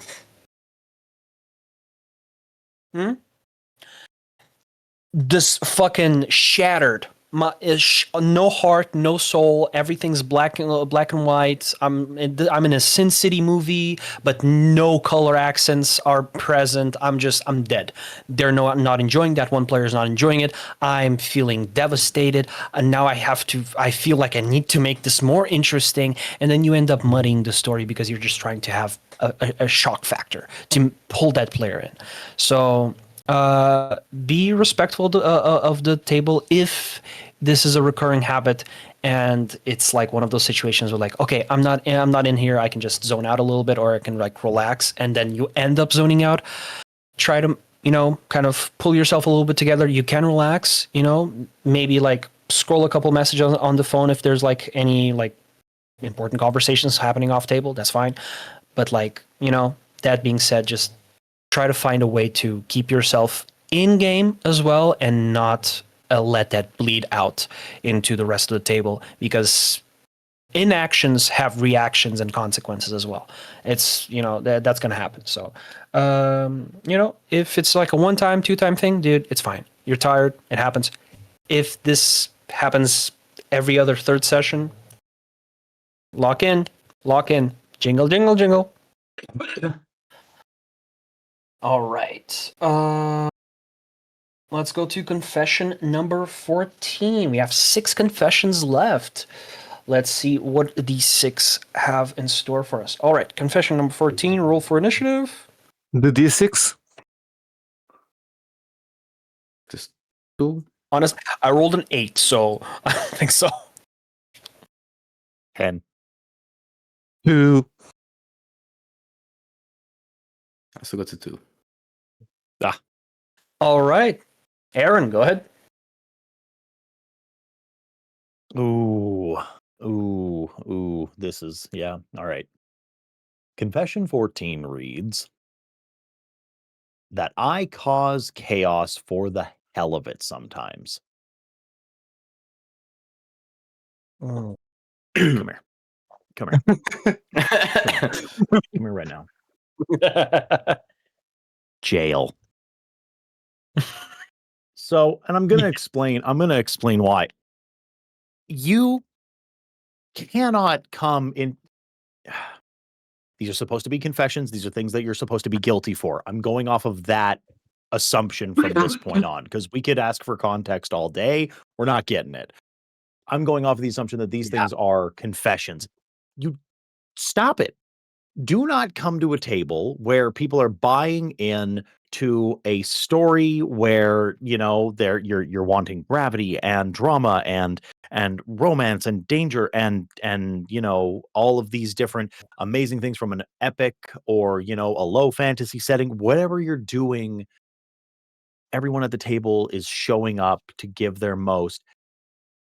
If every single person walks into that fantasy city and they are, you know, talking to the king's guard, and it's a tense moment where you're negotiating your way into the palace, and you run up to one of those guards and you smack him in the head with a trout, I'm so upset. I'm so upset. How dare you? How dare you do that kind of, or it's like, or you know, I didn't ask how big the room is. I cast fireball. Get out of here with that shit too.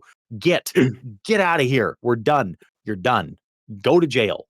It's not as bad as the TPK, but like, you know, 5 to 10, you'll get out on good behavior. That's what you get.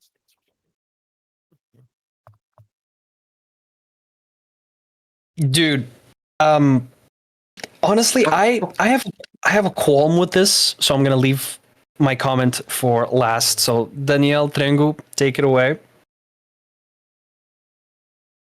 The thing is, I sense pride in those words. He's bragging. Whoever wrote this is bragging. Yep. So if you're just causing chaos for the heck of it, just because it cures your itch, probably it just cures your itch.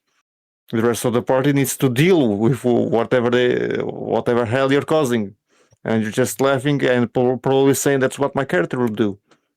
No.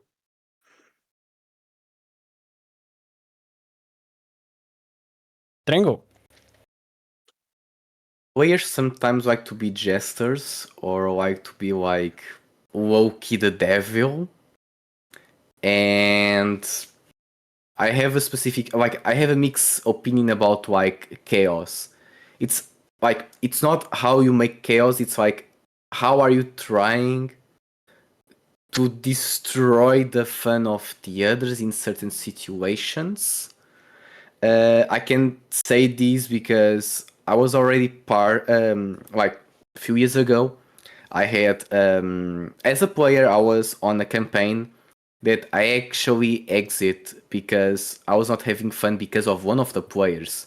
That they were like these kind of Joker style. I'm going to kill all the NPCs. I like I'm the true evil of this world, and I'm just like with these adventures because I want to be mean and stuff like that. And like, I had a very interesting situation on one of my testing campaigns for my system. I don't want to make it long, but because spoilers, and I don't know if I have other players here listening to it. But basically, there was this wizard, this very powerful wizard that was like controlling an island. The player, they had a lot of strength. They rolled a d20. They got a natural 20. So they decided to grab the wizard by the neck and parade the wizard on the village, showing the villagers that the wizard was not that strong actually. I was like, okay, I can try to justify the situation. I can try to say, okay, the wizard was probably not like 100% walk in and shit like that. But in the end of the session, I spoke with that player and I told them, do you think that like this action was actually logic? Like, do you think that your character actually have done like something useful? Don't you think that you made your situation 3 or 4 times worse for the whole party because the wizards is going to take revenge? Oh, you would never. And I was like, me? Yeah, who'd never? But the wizard is going to take revenge. Me? You are okay with me. We are friends. I know you for ages. But the wizard doesn't know your character. You're fucked, you know? So it's very important for certain players to understand that, okay, you can be a funny jester, it's okay, but try to read the room.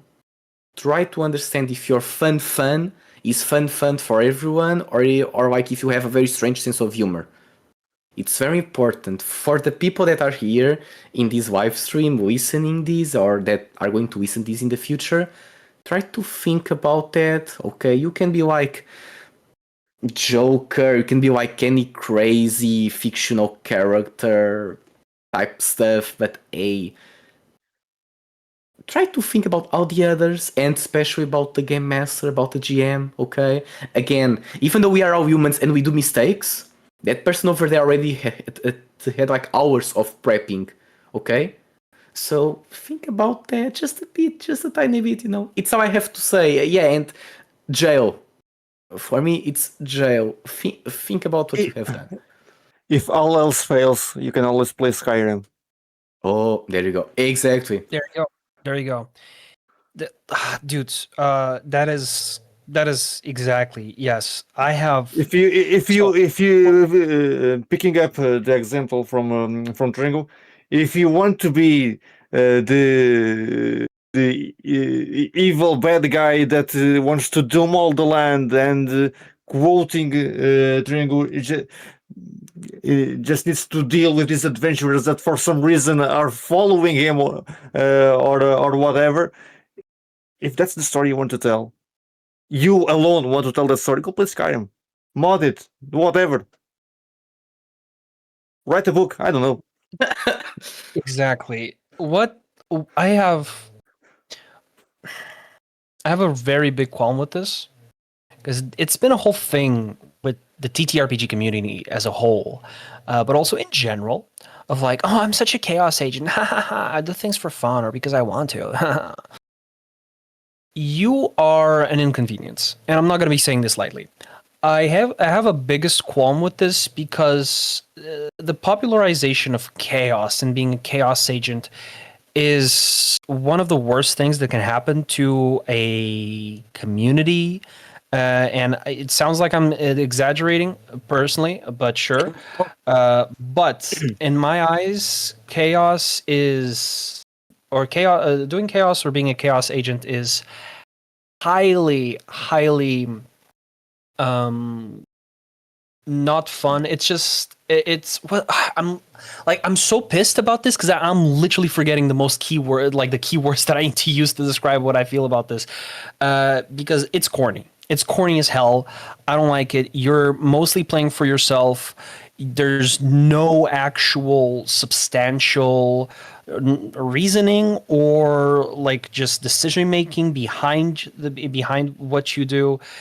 You're essentially for fuck's sake, go play GTA, punch some hookers on the street. If that's what you want to do, go do it, but don't do it on a fucking table where people put effort in their stuff, put effort into their characters, and try to play their characters as real fucking people. If you are a chaos agent, a Harley Quinn, a Joker, I don't know, go write a book, try to fucking write another DC novel. Like, just don't ruin others' players' experiences for the fucking shits and giggles. And I'm going to be being a big potty mouth about this because this is like one of the biggest pet peeves I have about anything TTRPG related. Chaos agents are not a good addition unless you do it with flavor, and even then it's a thin fucking line that you're going to be teetering on, and that's not going to be fun if you fall on one side because your actions are going to have an impact. If you are going to be like having a situation where I'm going to fucking, I don't know, throw a rock at the big wizard that's clearly the fucking BBEG of the campaign and be like, your mom. And then like the people that fucking spend hours creating their characters, one of them already cried 3 sessions ago because they saw the spirit of their dead wife come to an abrupt end because you fucking decided to tease or fucking show your ass to the BBG just because you can, because you're such a chaos agent. It's like like, no offense to the millennials, but you know, if the shoe fits, it's like those millennials being like, I'm so crazy, and it's just like the pictures of them with like 2 ponytails going. No, get a personality. Stop it. You're basically avoiding responsibility of creating an interesting character by just being a fucking whatever. You're a fucking whatever. That's what your character is. You're just doing whatever you want. Play modded Skyrim, GTA Online, and troll other people. Do not waste your friends' time, especially the DM's time, if you're just going to be a nuisance and a rock in the shoe, like in their shoe. So it's highly, in my opinion, it's highly underwhelming most of the time. It is not fitting in vast majority of tables. You can have chaotic moments. That's fine. When you base your entire personality about being a chaos agent, especially your character, you're not adding anything to this campaign. If in fact you're taking away from it. So be careful with what you're doing. Like if you want to have a moment like, I throw a vial of vampire blood in the well of the town, and it's like a one-time thing, you know, that we're like here left asking questions. What happened? Like that player specified that probably because it was the biggest chaotic decision that they made, because it was just like such a good, like, ooh, what would happen if I pressed the nuclear button? That was probably that big of an instance for that player that they decided to confess that, because that's probably one of the only times that they did it. If you're saying outright that you're a chaos agent and you love chaos, that means that decision making, that fucking throwing a vial of vampire blood in the town's well, is your day-to-day way that you act in every session. Get the fuck out. Actual jail time. Stop it. Like yeah, that I could go on and on and on and just shit on people like this. And sure, I might be exaggerating, but genuinely, from the years I've been playing, that is the most, like, that's the least amount of fun a table can have, is when you have a player that is a chaos agent and tries to have a chaotic character just for the shits and gigs. It's very tough to make a character like that actually have substance and actually make it work. So, you know, if you talk to the DM and the table, hey, you might not like some things that I do, just let me know that, like, my actions that session weren't cool, and like maybe tone it down. That's fine. You're being accountable. You're actually trying to make it interesting. Most of the time, that's not the case. So, yeah, absolute fucking mega jail, 9 hells, abyss, fucking throw them in the fucking mirror thing from Superman, kill their uncle like Spider-Man. I don't fucking know. Just stop it. No, enough of chaos. Where sometimes some order is cool. Sometimes having order is okay. You know, believe it or not, respect the rules at some point. You know, you can break them, but respect them at some point. All right, that's it for my rant. So sorry. All right. Jesus, was not expecting a confession to actually fucking get something out of me like this. Jesus fucking. All right. Confession number 15. Let's see what we get here. Let's roll full initiative there. Ooh, And that's okay. a 4. 16. What a 5? 10. All right. Who read 14, by the way? I forgot. I just was blinded with rage. I forgot who read the last me. confession. That was me. Okay, right. Yep. All right. Okay, so confession 15. Since I rolled a 16, I didn't know the difference, but Sorry, hold on. Compose myself. I caught it. I caught the magic words, and this is gonna be trip. I didn't know the difference between a naturist and nudist. I thought they were synonyms. With all my might during a session, I said the cult walking around town was a cult of nudists, and the GM was visibly confused. And then you have a great plot point, a very interesting group of characters that everyone will want to know more about. Everybody wins at the end of the day. It was a fortunate. It was a fortunate mistake. Congratulations. Oh my lord, I love this. This is like the complete opposite of the 7 guy. It's he said it with his full chest. A group of cultists, cult nudists. Huh? Yeah, no, And the bard This was is like, funny. "This is what I signed up for." Final. Oh Jesus! The bar was literally, "Who needs a dragon? Am I right, folks?" like that's what I like. Honestly, that's just funny. That's like it's a genuine, honest mistake. Words sometimes are hard. Yeah, so it is what it is. Same thing with math, believe it or not. So, Lexi's a bitch. What can I say? That's fun. I love that. Like, just keep doing you. Fun. What do you guys think? This is fine. This is so fine.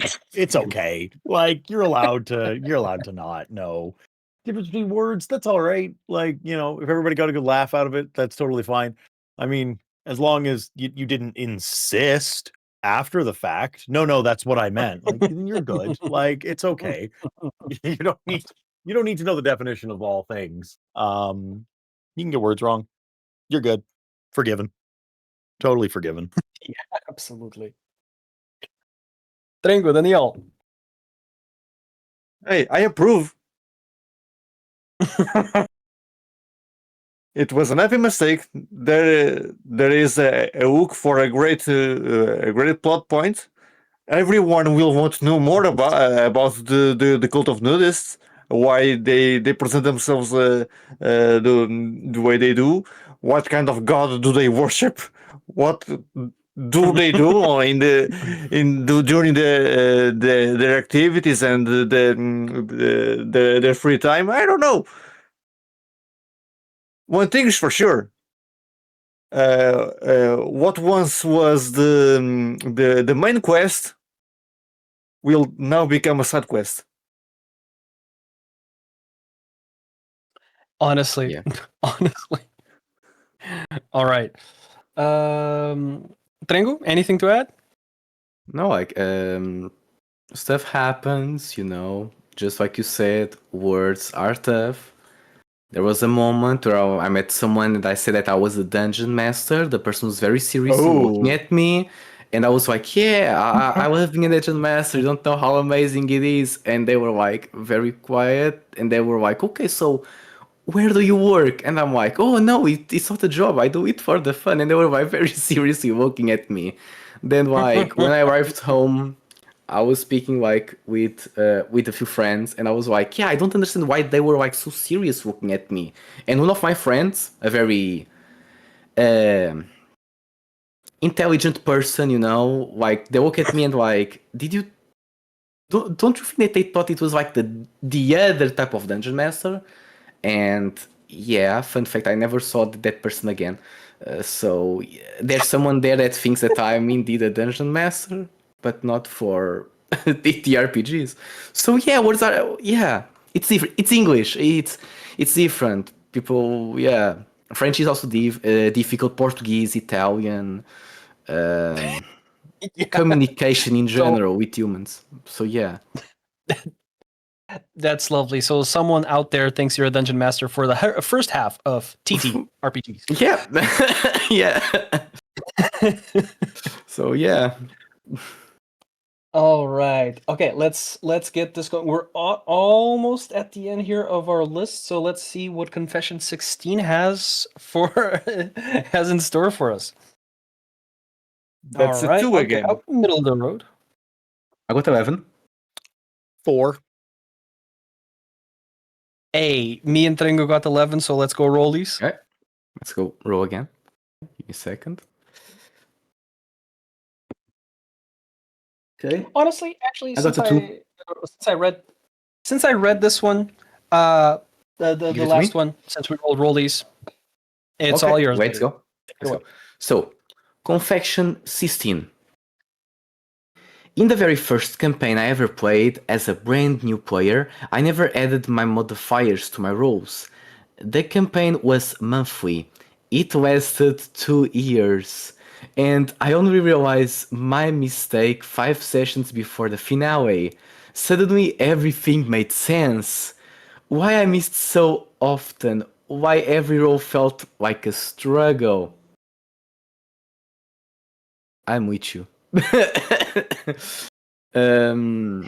Well, didn't that happen to Taliesin during campaign 1 of Critical Role? There was an episode where he stated, "Well, I never had my modifiers," and everyone was like, "You spent this entire time without adding modifiers?" Yeah. Okay. Wow. All right. I actually did not know about that piece, that little piece of trivia. What the fuck? It was, I believe, it was modifiers related to bad news, if I'm not mistaken. For some reason, he never added the modifiers of the gun.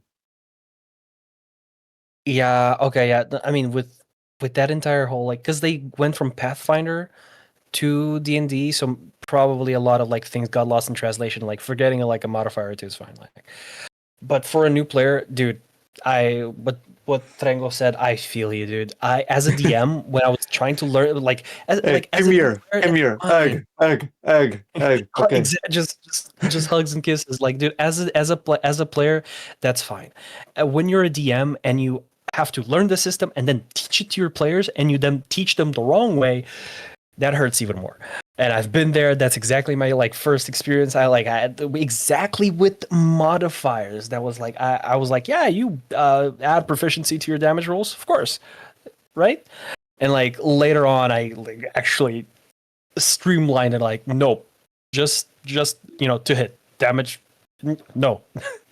Yeah, that's more than fine, dude. If anything, that's not even like. I mean, if you never told anyone and you only realized it and never said anything about it and then added the modifiers at the end in that big finale, and like you never told anyone, yeah, this is for sure a big confession.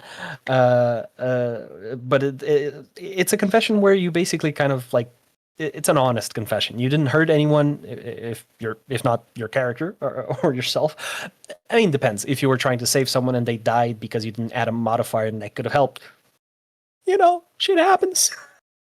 But Hey, now you know. that's a very thing. I think now exactly now we live and we learn. That's fine. Not even a slap on the wrist. You were basically putting yourself in jail yourself. Aaron. You did nothing wrong. There's nothing you did nothing wrong. I want to have a chat with your GM. 2 years? 2 years. And your suspiciously low rolls fell underneath the radar of your GM until 5 sessions before the finale. They didn't go over your sheet with you, even though you were a brand new player. I just want to have a talk with your GM. That's all. It seems like you got kind of robbed on like the true experience of like progression and leveling and experiencing a like a well-adjusted character. Because that sucks to never have your modifiers. I don't know if it was all of them, but whatever modifiers that you were missing for 2 full years. That's rough. That's rough. Yeah, I'd I'd have a chat with your GM, and I would insist on having them double check your character sheet forevermore. Be like, hey, do I have all of my modifiers? I don't want to be left in the ditch while everybody else is climbing the mountain because they actually have more than a +2 by the end of the game. Yeah, you did nothing wrong. You are a sweet baby angel. Your GM needs a little talking to. Yeah, yeah. Like the moment you said that, it clicked. Why didn't the GM notice? Like the only possible reason I can see this going under the radar, it's like the same situation with me. The DM also is new, and he kind of you learn from him. That's fine, you know. Like you're both learning as you go. If the DM has been playing for a while and adds their modifiers, does their due diligence.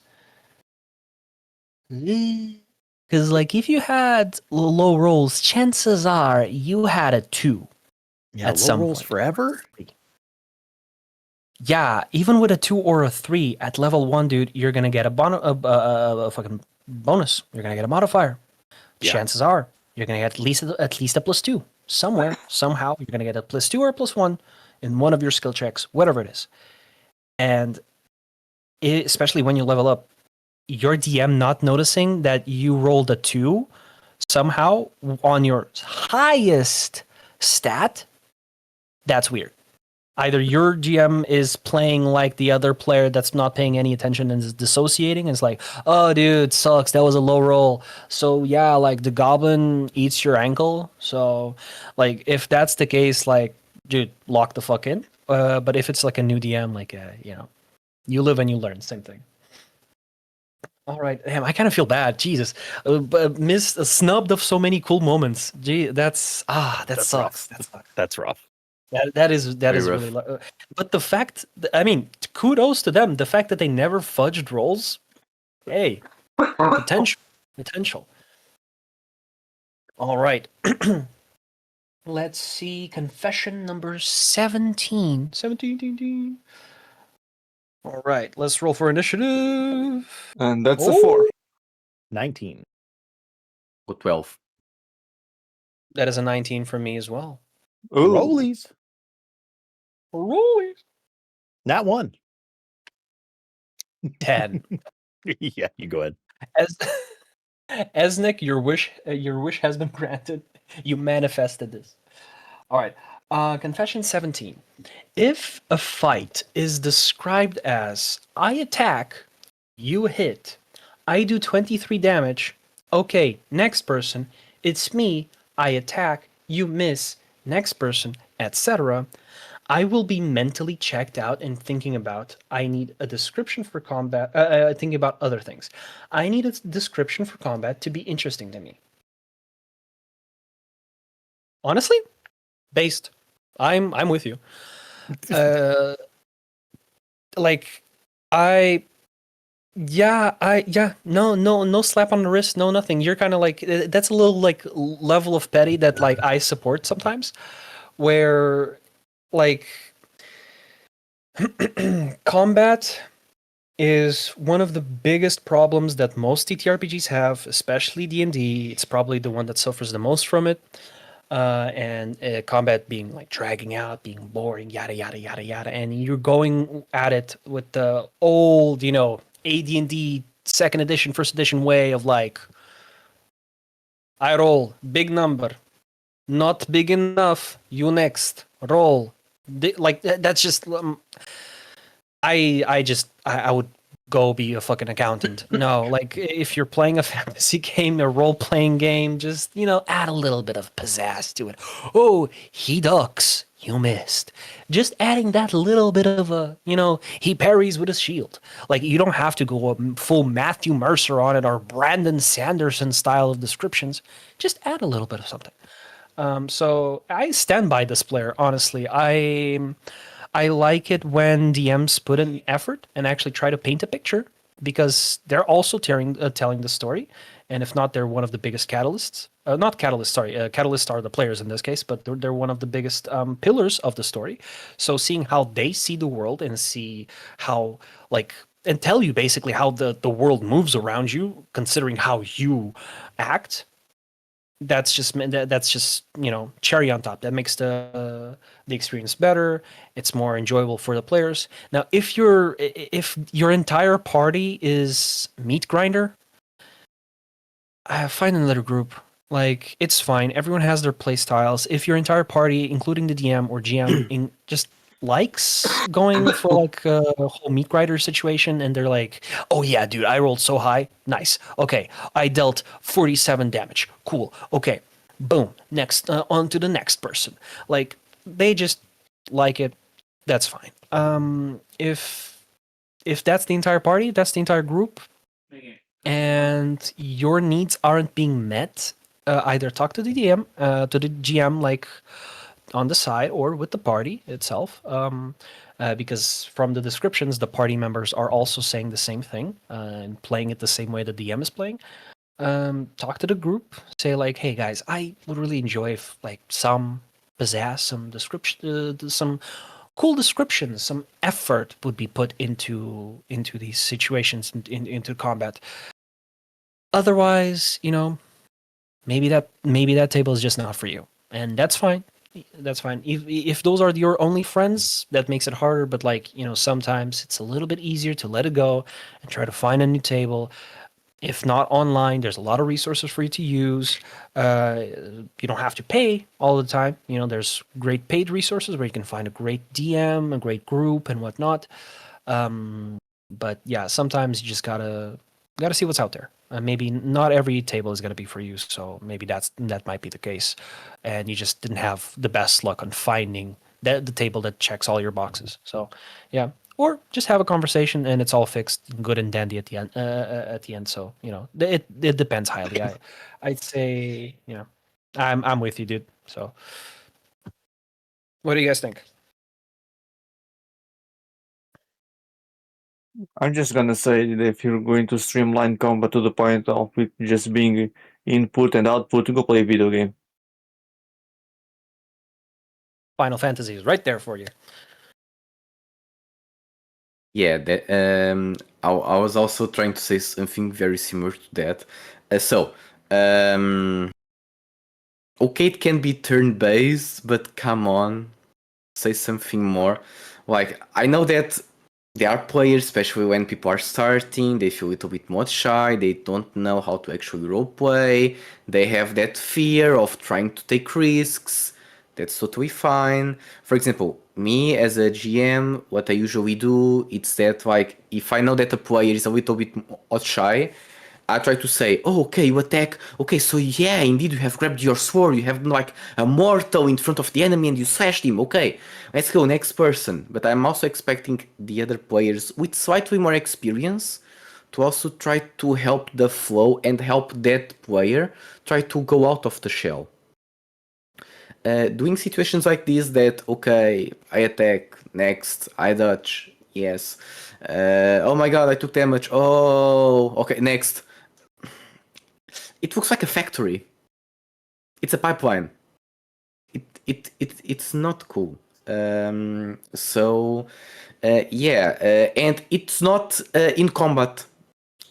People think a lot about combat. Indeed, this happens a lot in combat, but in other interactions, I already have this situation where like I was doing a really tough NPC for me like to be performing, and the players, they were like all quiet, and I was like, yeah, so what you guys want to do? Like, come on, like, give me something. Oh, I want to go there, or I want to go there. I was like, okay, give me more. Let's go. You can perform here. It's fine. You are in the safe space. And again, there are people that are just shy, and after 2 or 3 sessions, they go out of the shell. And they usually shy. They're like amazing butterflies. Like, it's awesome. But then like you have players that indeed they are not putting the effort. They are there, crossed arms, lay back, like, yeah, I want to speak with the innkeeper. I want to say hi to him. Okay, how you say hi to the innkeeper?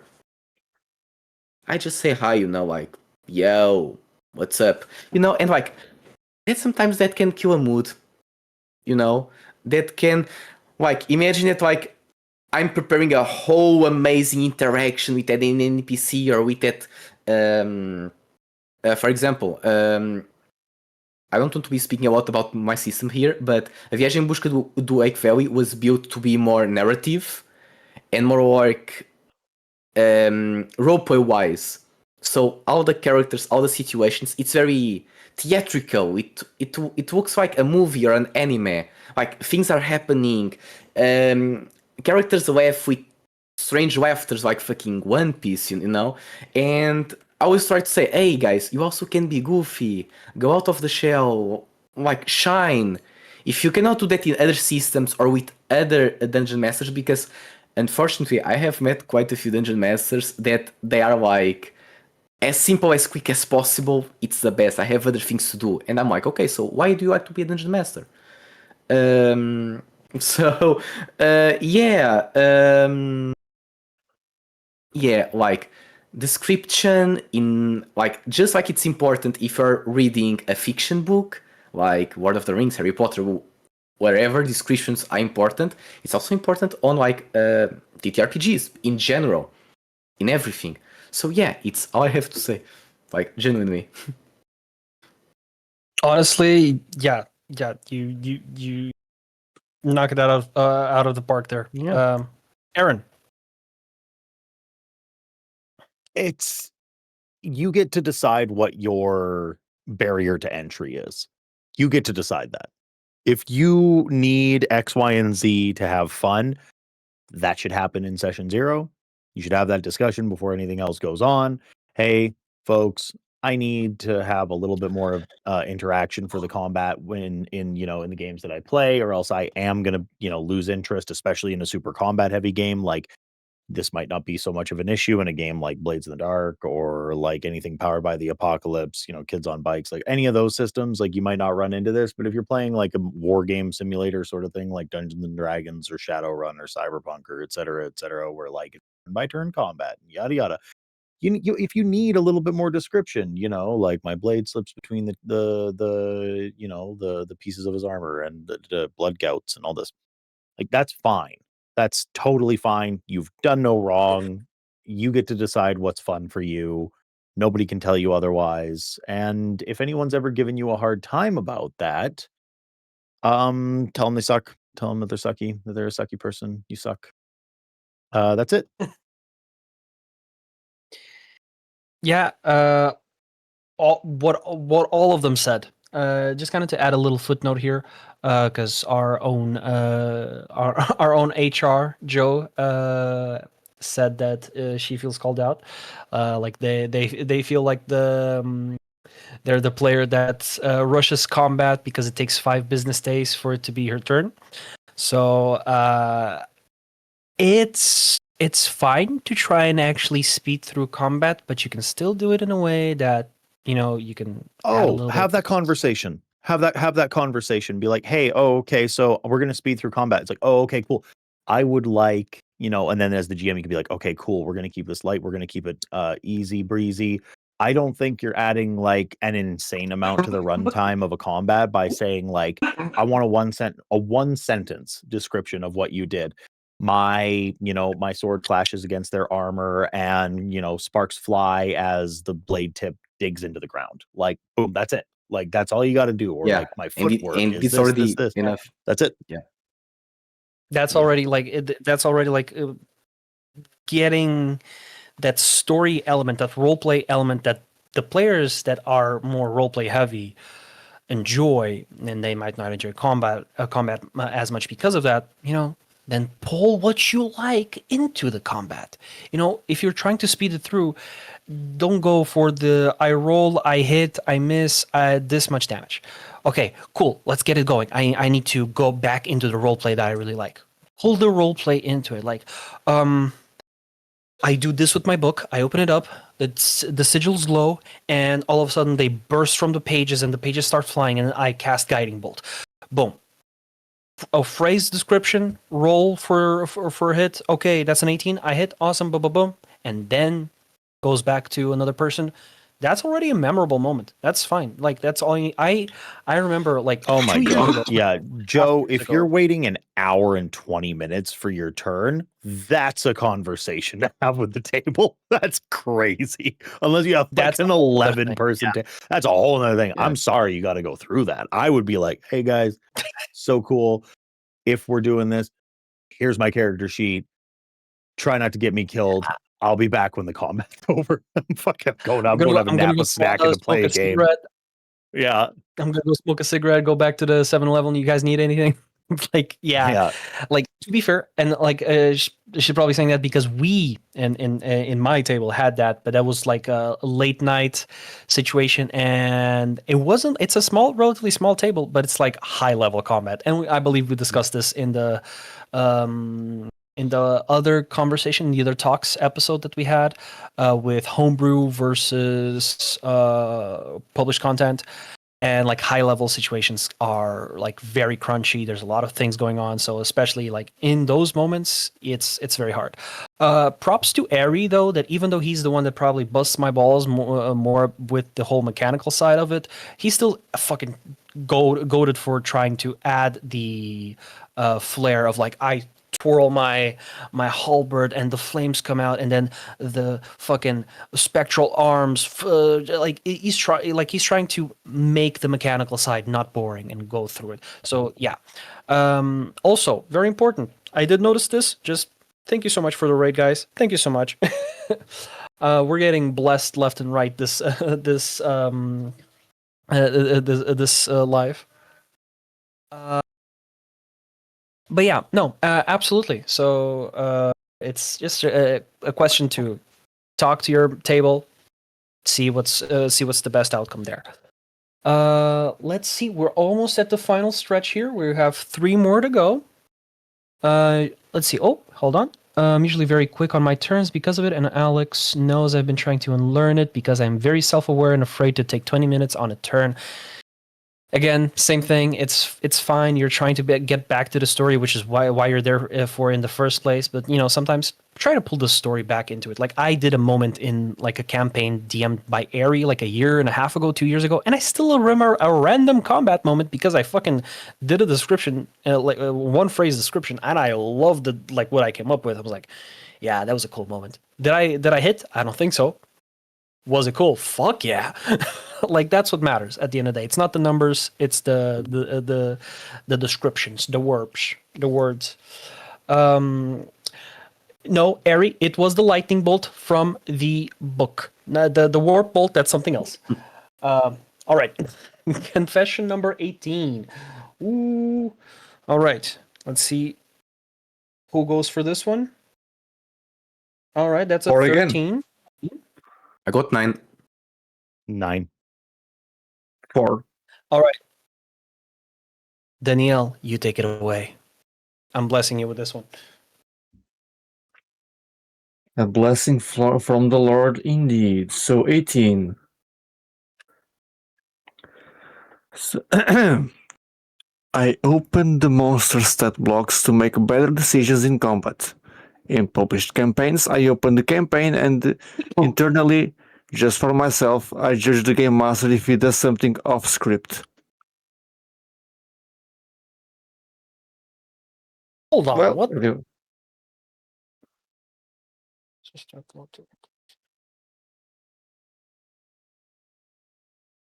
I mean, oh no. That is full on the worst example for metagaming. That is the worst thing you can do. In my opinion, like that is That's like jail. ow. That's jail. That's full on jail. That's no parole. Yeah, I don't know how Life. I don't know how long we gotta go on about this one. I'm so serious. Well, We this think is this is jail time. That's I can forgive someone that says that looks into a monster's stat block. If you're making an informed decision and your character would know these things, maybe that's okay. judging the GM for going off script, read a book or play a video game.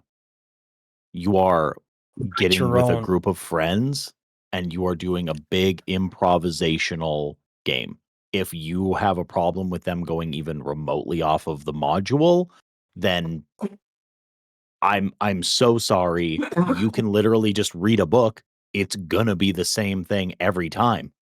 And it'll be formulaic. And you'll get the experience that you wanted because you read the back.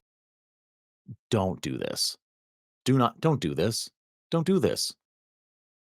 Jail. You're in the cell with the beholder and the TPK guy and the chaos goblin. You're all in Gen Pop, and Asarak's there, and he's pissed. Now, here's the bigger question: who's the one that's going to solitary? And I'm so far either this or the chaos agent.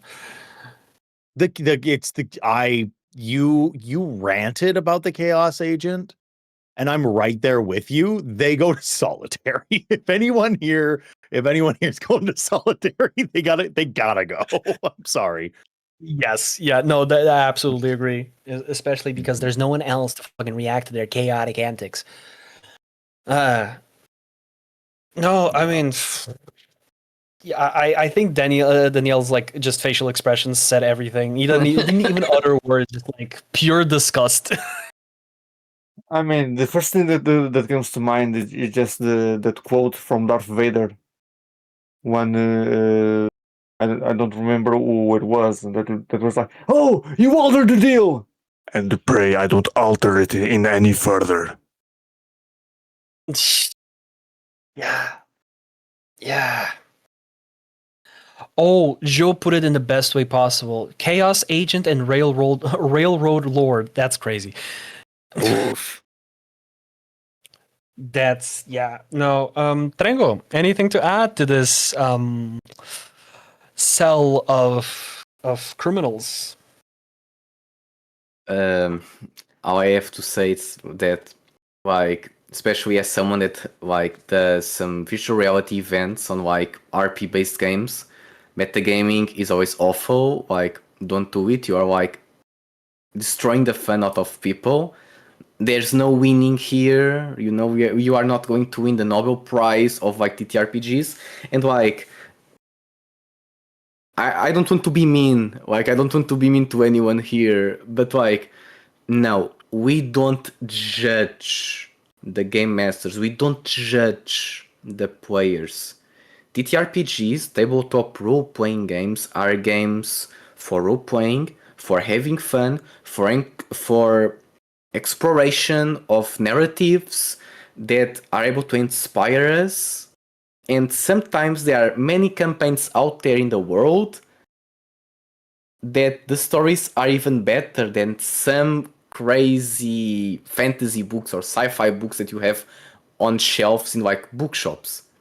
Okay, we don't judge here. Okay, there are like I don't know who said this, but okay, there's always bad things, but people only speak about the bad things. People never speak about the good things. Probably if your GM is going off script, he probably understands the players that they have, and they are able to try to make something better, smoother for the whole narrative of the session, More the whole interesting. campaign itself. Exactly. So come on, like yeah, jail. This stuff, like right to jail, right to jail. Absolutely, yeah. I think it's easily the most the least uh controversial agreement that everyone here is going to be on the exact same page. Metagaming has no place in any community, and if you're like this playing a TTRPG game, you're the same person that also cheats in video games, and you're the same person that games fail because their community leaves because they never fix the hacker issues. They never fix the cheaters that just ruin the game. You're the reason a lot of the games are ruined. don't do that for the love of God, please. For the love of everything sacred, everything that you hold dear to you, don't ruin the games just because you can't sit through a session without knowing what happens next. If you don't like that, like Aaron said and said it very well, go read a book or write one your own. Like, just this is maybe this is not the hobby for you. That's just don't do it. If your character would know these things, still don't pull that stat block up. Ask your GM. Like, that's just sucky behavior. You're just being a little dick for no reason. And even if you don't show it, that kind of says more about you than it says about the table. So think about your behavior. Go to the corner and think about the bad things that you did. Yeah, that's all I have to say. All right. Let's go to our second to last confession of the night. It's probably going to be the shortest one and one that I think we all are going to agree. Let's see. 7. Ooh, intriguing. And 14. I got also 14. Oh, Oh, 14 again? as well. Oh, okay. Oh, all right. You guys want to go rollies? yeah, let's go. 13. Yeah, 6. The number of the beast. Okay. So, 19, correct? Mm-hmm. Yep. Oh, very short indeed. I love critical fails. Player. I mean, I'm going to put this in a very very simple way. Success is great, but failure creates a lot more depth for interesting stuff. The best thing I enjoy in Vampire is that during the creation process of your character, you need to create flaws. They are not failures; they are flaws. They show that your character is not perfect. And failing is awesome because only through failure you can learn. If you are mature enough to accept the process. So yeah, I approve. Nothing to Yeah, no. forgive, nothing to condemn. Absolutely. That's one of the most based behaviors that you can have. And I think a lot more people should have it. It's so many interesting, the best memories that I have from any of my games. More than half of them came from failures. Like, just the narrative developments that came from that. Like, one of the biggest examples that comes to mind from like popular media, from like live plays, for example, from Critical Role, is one of the moments that stuck to me the most was when spoiler alert for Mighty Nine, when Molly Mock died. And it just a lot of bad rolls as well as informed decisions, because obviously Taliesin knew that he was going to induce damage to himself and he was going to die. But at the end of the day, there was a lot of bad rolls happening there. And it was one of the biggest pivotal moments in the entire session and in the entire campaign. Like, that story was beautifully done from then on. It was such a nice way to see how the party reconvened. Not only did they like lick their wounds, but also understood what they were to each other as a family, as a group, as people in that fictional world. And yeah, like, failure is just great. Like, even if we have a running joke here with Joe being the Will Wheaton of Portugal, it still gets a lot of very cool moments, a lot of moments that stick with us. So yeah, absolutely. Like, there's nothing to forget. You enjoy playing what you're playing. So yeah. Trengo. No, on this, what I have to say, it's just like you just finished to say. Like, if you are having fun, if you are there for the fun with your friends, if you actually are enjoying the moment and the time, you don't need to roll only natural 20s. Like, sometimes a critical fail can lead to so many funny situations, and again, it's obviously the tone of the adventure and stuff like that. For example, in my one shots, every time there's a natural one and stuff like that, I always try to make it stupid and funny in a way that it doesn't break the mood. But I always try like to make something that like, okay, it was literally a fail. So like, yeah. So if you have to roll sometimes a critical one, like a natural one or stuff like that, like, yeah, like we are here to have fun. You don't need to be an agent of chaos to have fun in D&D. Like, you can have fun in so many ways. So yeah, no, it's good. Absolutely. Aaron. You're cool, man. You're cool. That's a cool thing to say. Like, you love critical fails. Me too. Like, fail. If you haven't heard of this concept, take this with you, coin it with your group. You do whatever you got to do. It's called failing forward. Not every failure is tragedy. Not every failure is the end of a story, end of a campaign, and not every failure is uncool. Like, people should have their Achilles heel. People should have their, like, the hero's journey isn't just, and then I kept doing cool things until, like, Sun Wukong, like, Journey to the East, or sorry, Journey to the West.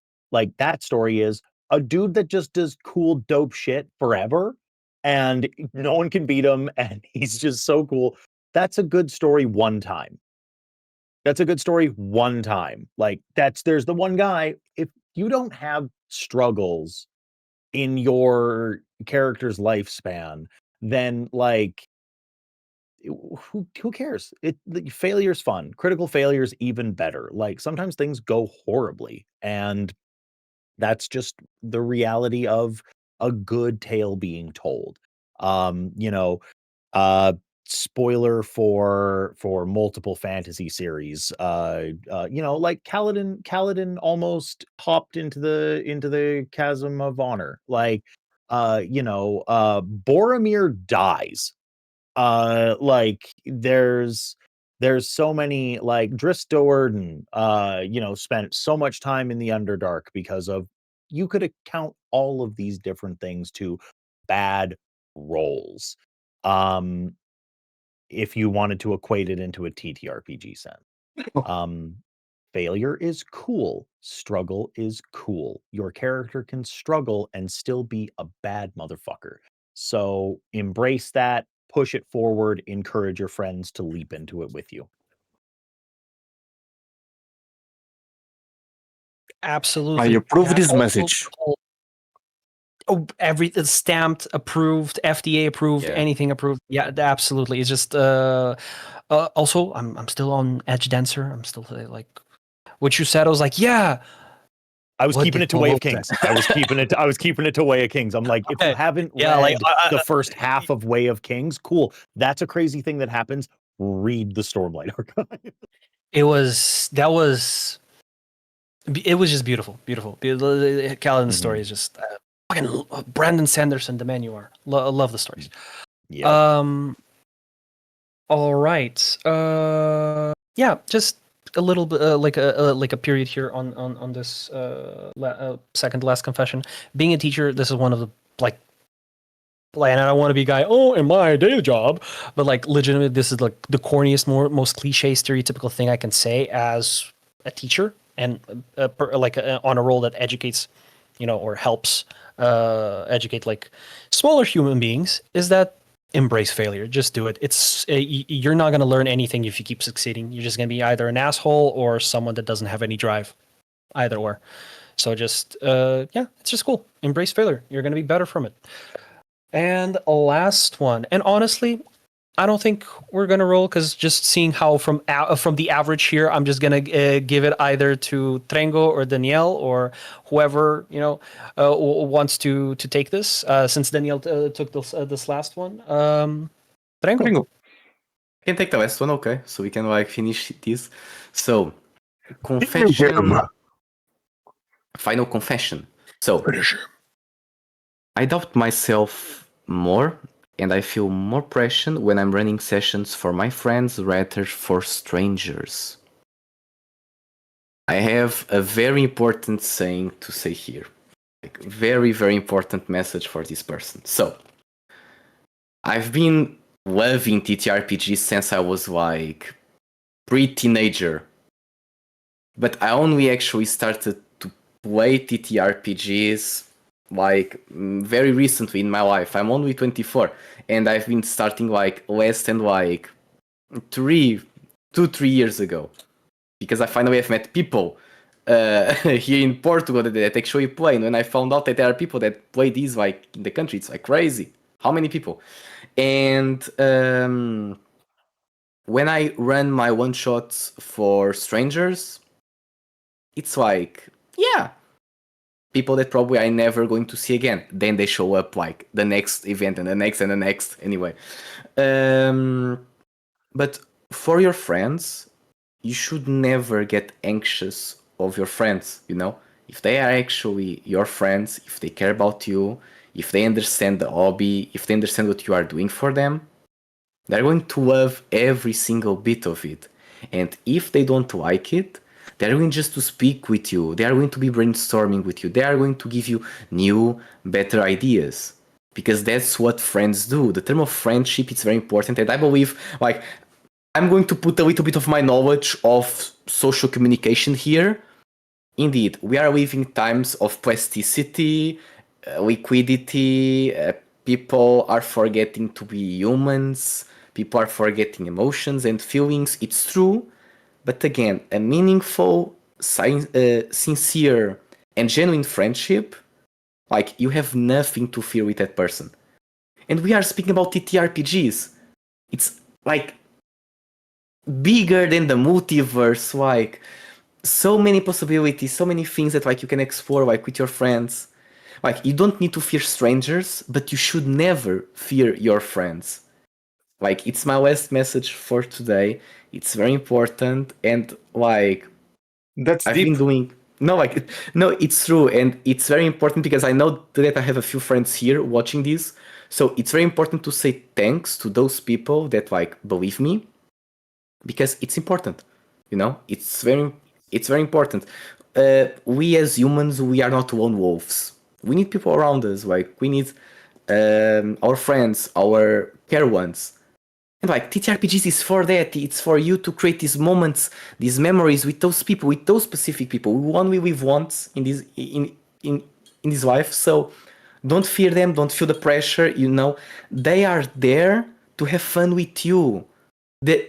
Like, there are times where people are there more for you than for the actual story. I mean, you probably feel a little bit angry at that because you took time to write down to the story. But hey, they just want to have fun with you.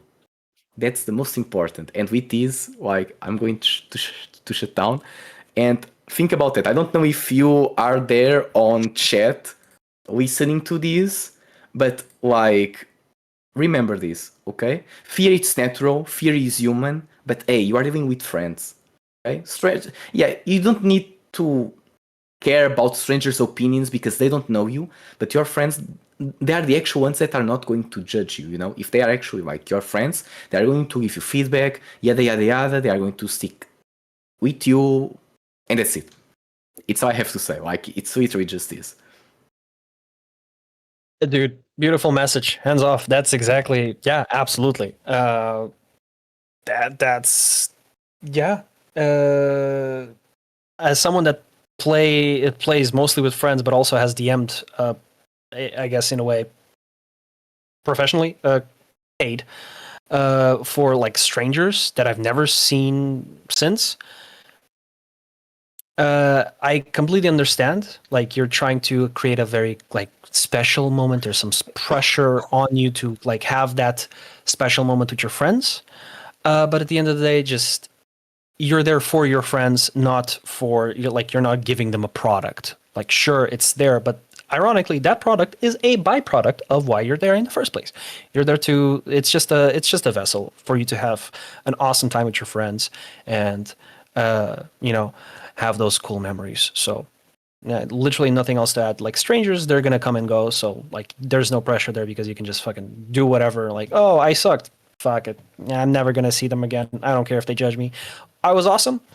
I'm that one in a lifetime experience, baby. That's what it is. So it is what it is. Aaron. That just sounds like you love your friends. Exactly. Like you Trengo is a very, care. very wholesome guy. Yeah, like you care more about your friends than than strangers, and that's normal. Caring about the opinions of your friends is normal. If you have a little bit more anxiety, you can open up that dialogue with them. If you trust them, that's what's up. If you're getting the fear, if you're getting the Sunday scaries right before getting into a session with with the gang, you can have that talk too. Like there's likely not going to be anyone else that's going to be more understanding about that, about that dynamic that you have between anxiety and game prep with your friends. So, do the thing, have a chat with them. Tell them that they mean a lot and their opinions mean a lot and that you want to tell them the best story that you can. I think the worst thing that can come out of it is you get a little smooch on the forehead, and you gotta you roll better dice about it. It'll be all good. No, forgiven. No sentence. In fact, you get a big. I think someone should bake you a cake that has a cool D20 in the middle of it. Absolutely, absolutely. A little smooch on the forehead, a hug, and Just a a lot little of mwah. Yeah. and just some. Mwah. Yeah. Danielle, what do you have to add to this beautiful parting confession?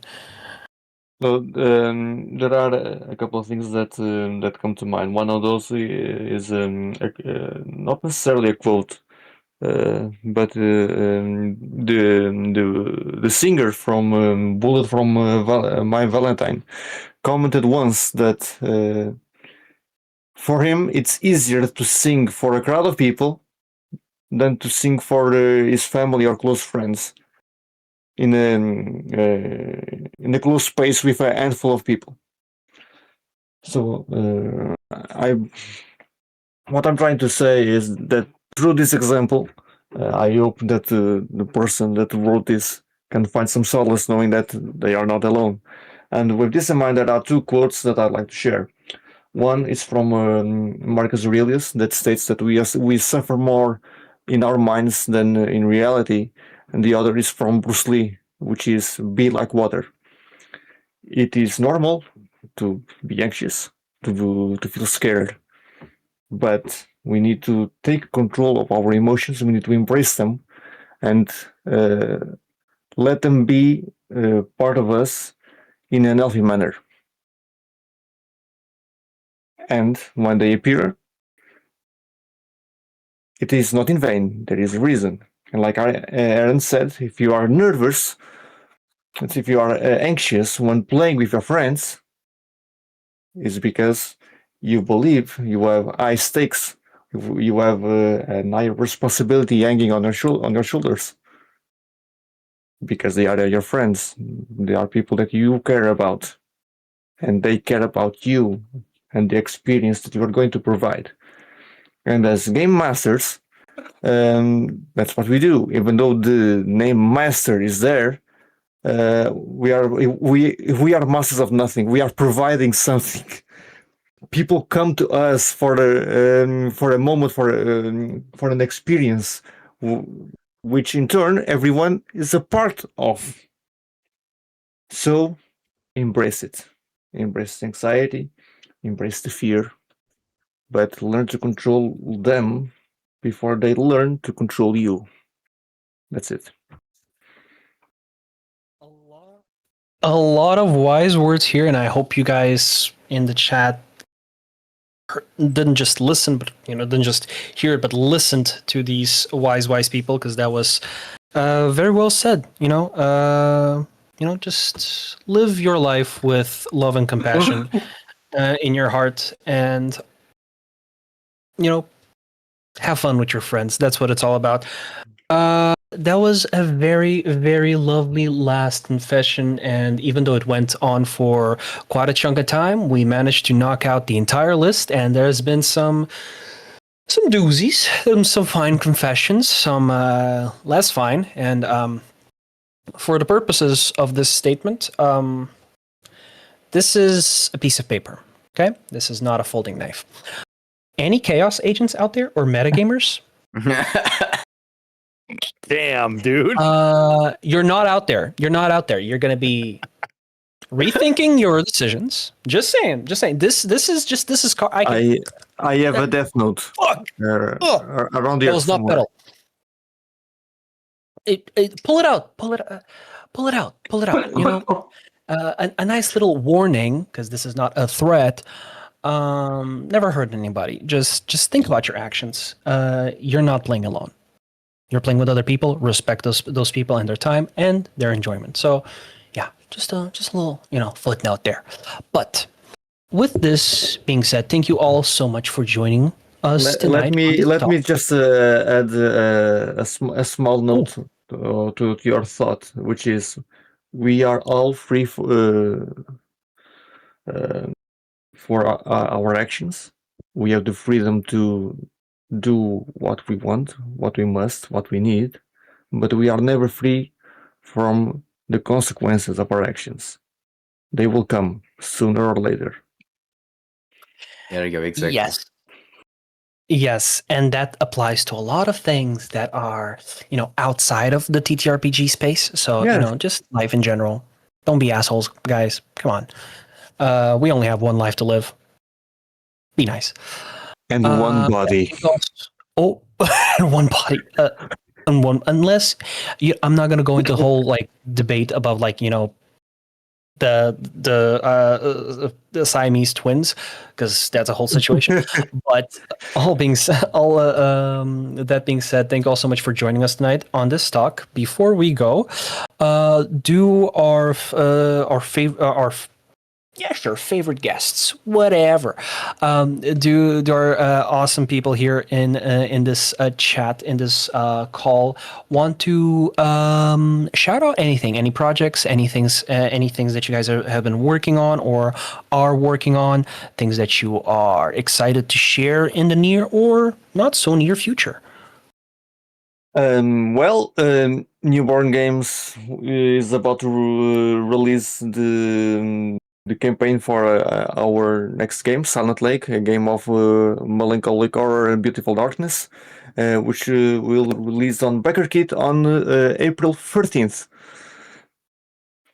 So Alright. you can check the campaign on BackerKit, follow it, and download Dusk's Embrace, the quick tour that will guide you through your first steps in the world of melancholic horror and beautiful darkness. Awesome, lovely guys. Remember, April 13th, you said? Yeah. Keep your wallets open that day, okay? Don't no takeaway, no nothing. That's your focus that day. Aaron, Trengo, anything you guys want to shout out? Can I? Okay. So I can announce that currently I'm doing in-depth investigation on virtual reality. Really big thing on a platform that many people know on the internet called VRChat. 2 years ago, I've tried to do something, but very small. Now I'm actually doing an actual academic investigation about it. I'm going to make 3 YouTube videos in my channel about it. One about my experience as a player, the other about my experience with communities, and the third one is going to be the season finale about the depths of virtual reality nowadays and how this platform it's more near some sci-fi movies that what we can actually believe. And on the TTRPGs world, yes, I'm developing Viagem em Busca do Wake Valley. It's a Portuguese TTRPG, a high fantasy focused on role-playing and on the narrative. On April, I'm going to be announcing a new one-shot and 2 paid campaigns. Obviously, they're all presential, they're all in Portuguese, so people there in chat that speak Portuguese and know how to read Portuguese. If you want to play, feel free to DM me on Instagram, Discord. And I want to say thank you for the guild to invite me. It was like really a pleasure to be here, and it was nice to see Daniel again. So like, yeah, it was like amazing. Yeah, and that's all I have to say. Absolutely. Thank you. Thank you. Thank you for joining in the first place as well. Yeah. Aaron, Storydad, what do you have Hi. to shout out? I got stuff to shill. I do things on the internet. Hi, Lobo knows. Aaron knows. A lot of the guild people know. I do TTRPG stuff on the internet. I do actual play content. I'm a producer, community. I'm a community manager. I'm the social media manager of Another World Tabletop. We tell all sorts of different TTRPG stories. Very seldom do we do D&D anymore, but we do things like the Cosmere RPG, a lot of World of Darkness titles, Vampire the Masquerade, Werewolf the Apocalypse. And so, yeah, we're doing all sorts of wonderful stuff over there all the time. I hope you guys have links activated. Boom. You do. I threw it in the chat. Go ahead and click that link, throw me a follow, do the whole thing. I tell stories on the internet. That's how I met these wonderful, wonderful people. Was Lobo a million years ago telling pirate stories on Twitch. So, and making homebrew. So that's what's up. Y'all are lovely for having me, and this is always a pleasure. Y'all have some good opinions and fun times. Y'all are fucking real cool. Dude, this is a two-way street. Absolutely. Thank you for joining as well. Also, just a little shout out. Obviously not sponsored, but we would love to if you did. Cosmere every time. Just Brotherwise, no. this is a beautiful book. Yes, just like no, you gotta buy it. No, I just this is so cool. Just the Cosmere is just I'm gushing. All right, In love. enough of that. We already had like 3 hours of being nerds. So that being said, actually no, never stop being a nerd. Also, Asnik, you mad lad, thank you for another 5 gifted. You fucking animal. We love you. Thank you so much for the love that you show us, guys. I want to thank my wonderful guests once again for their presence here tonight. I hope you had a good time as I did. And it was a huge pleasure to have you here at the Guild's channel. And if you missed this talk or you wish to rewatch, worry not, because there's a lot of opinions flying around here during these 3 hours. We will post it in our YouTube channel, and you can also listen to it on Spotify. But if you are subscribed, you can see it right now here on Twitch. For our viewers, join us tomorrow for the last stream of this week of celebrations. Project Aegis, our D&D X Cyberpunk one-shot series run by our videomancer, Ekan, aka Lobu, is back tomorrow for session 2 of Mission 3, or Mission 3, if we're following our or confession. And he will be joined by Annie, Barbs, Gonçalo, Leonor, Wolf, and Mitchell Ventura. Thank you once again to our guests. Thank you for watching, and we'll see you guys tomorrow. Hopefully, maybe stay a little bit longer for a raid, and have an awesome time, guys. Have a good one.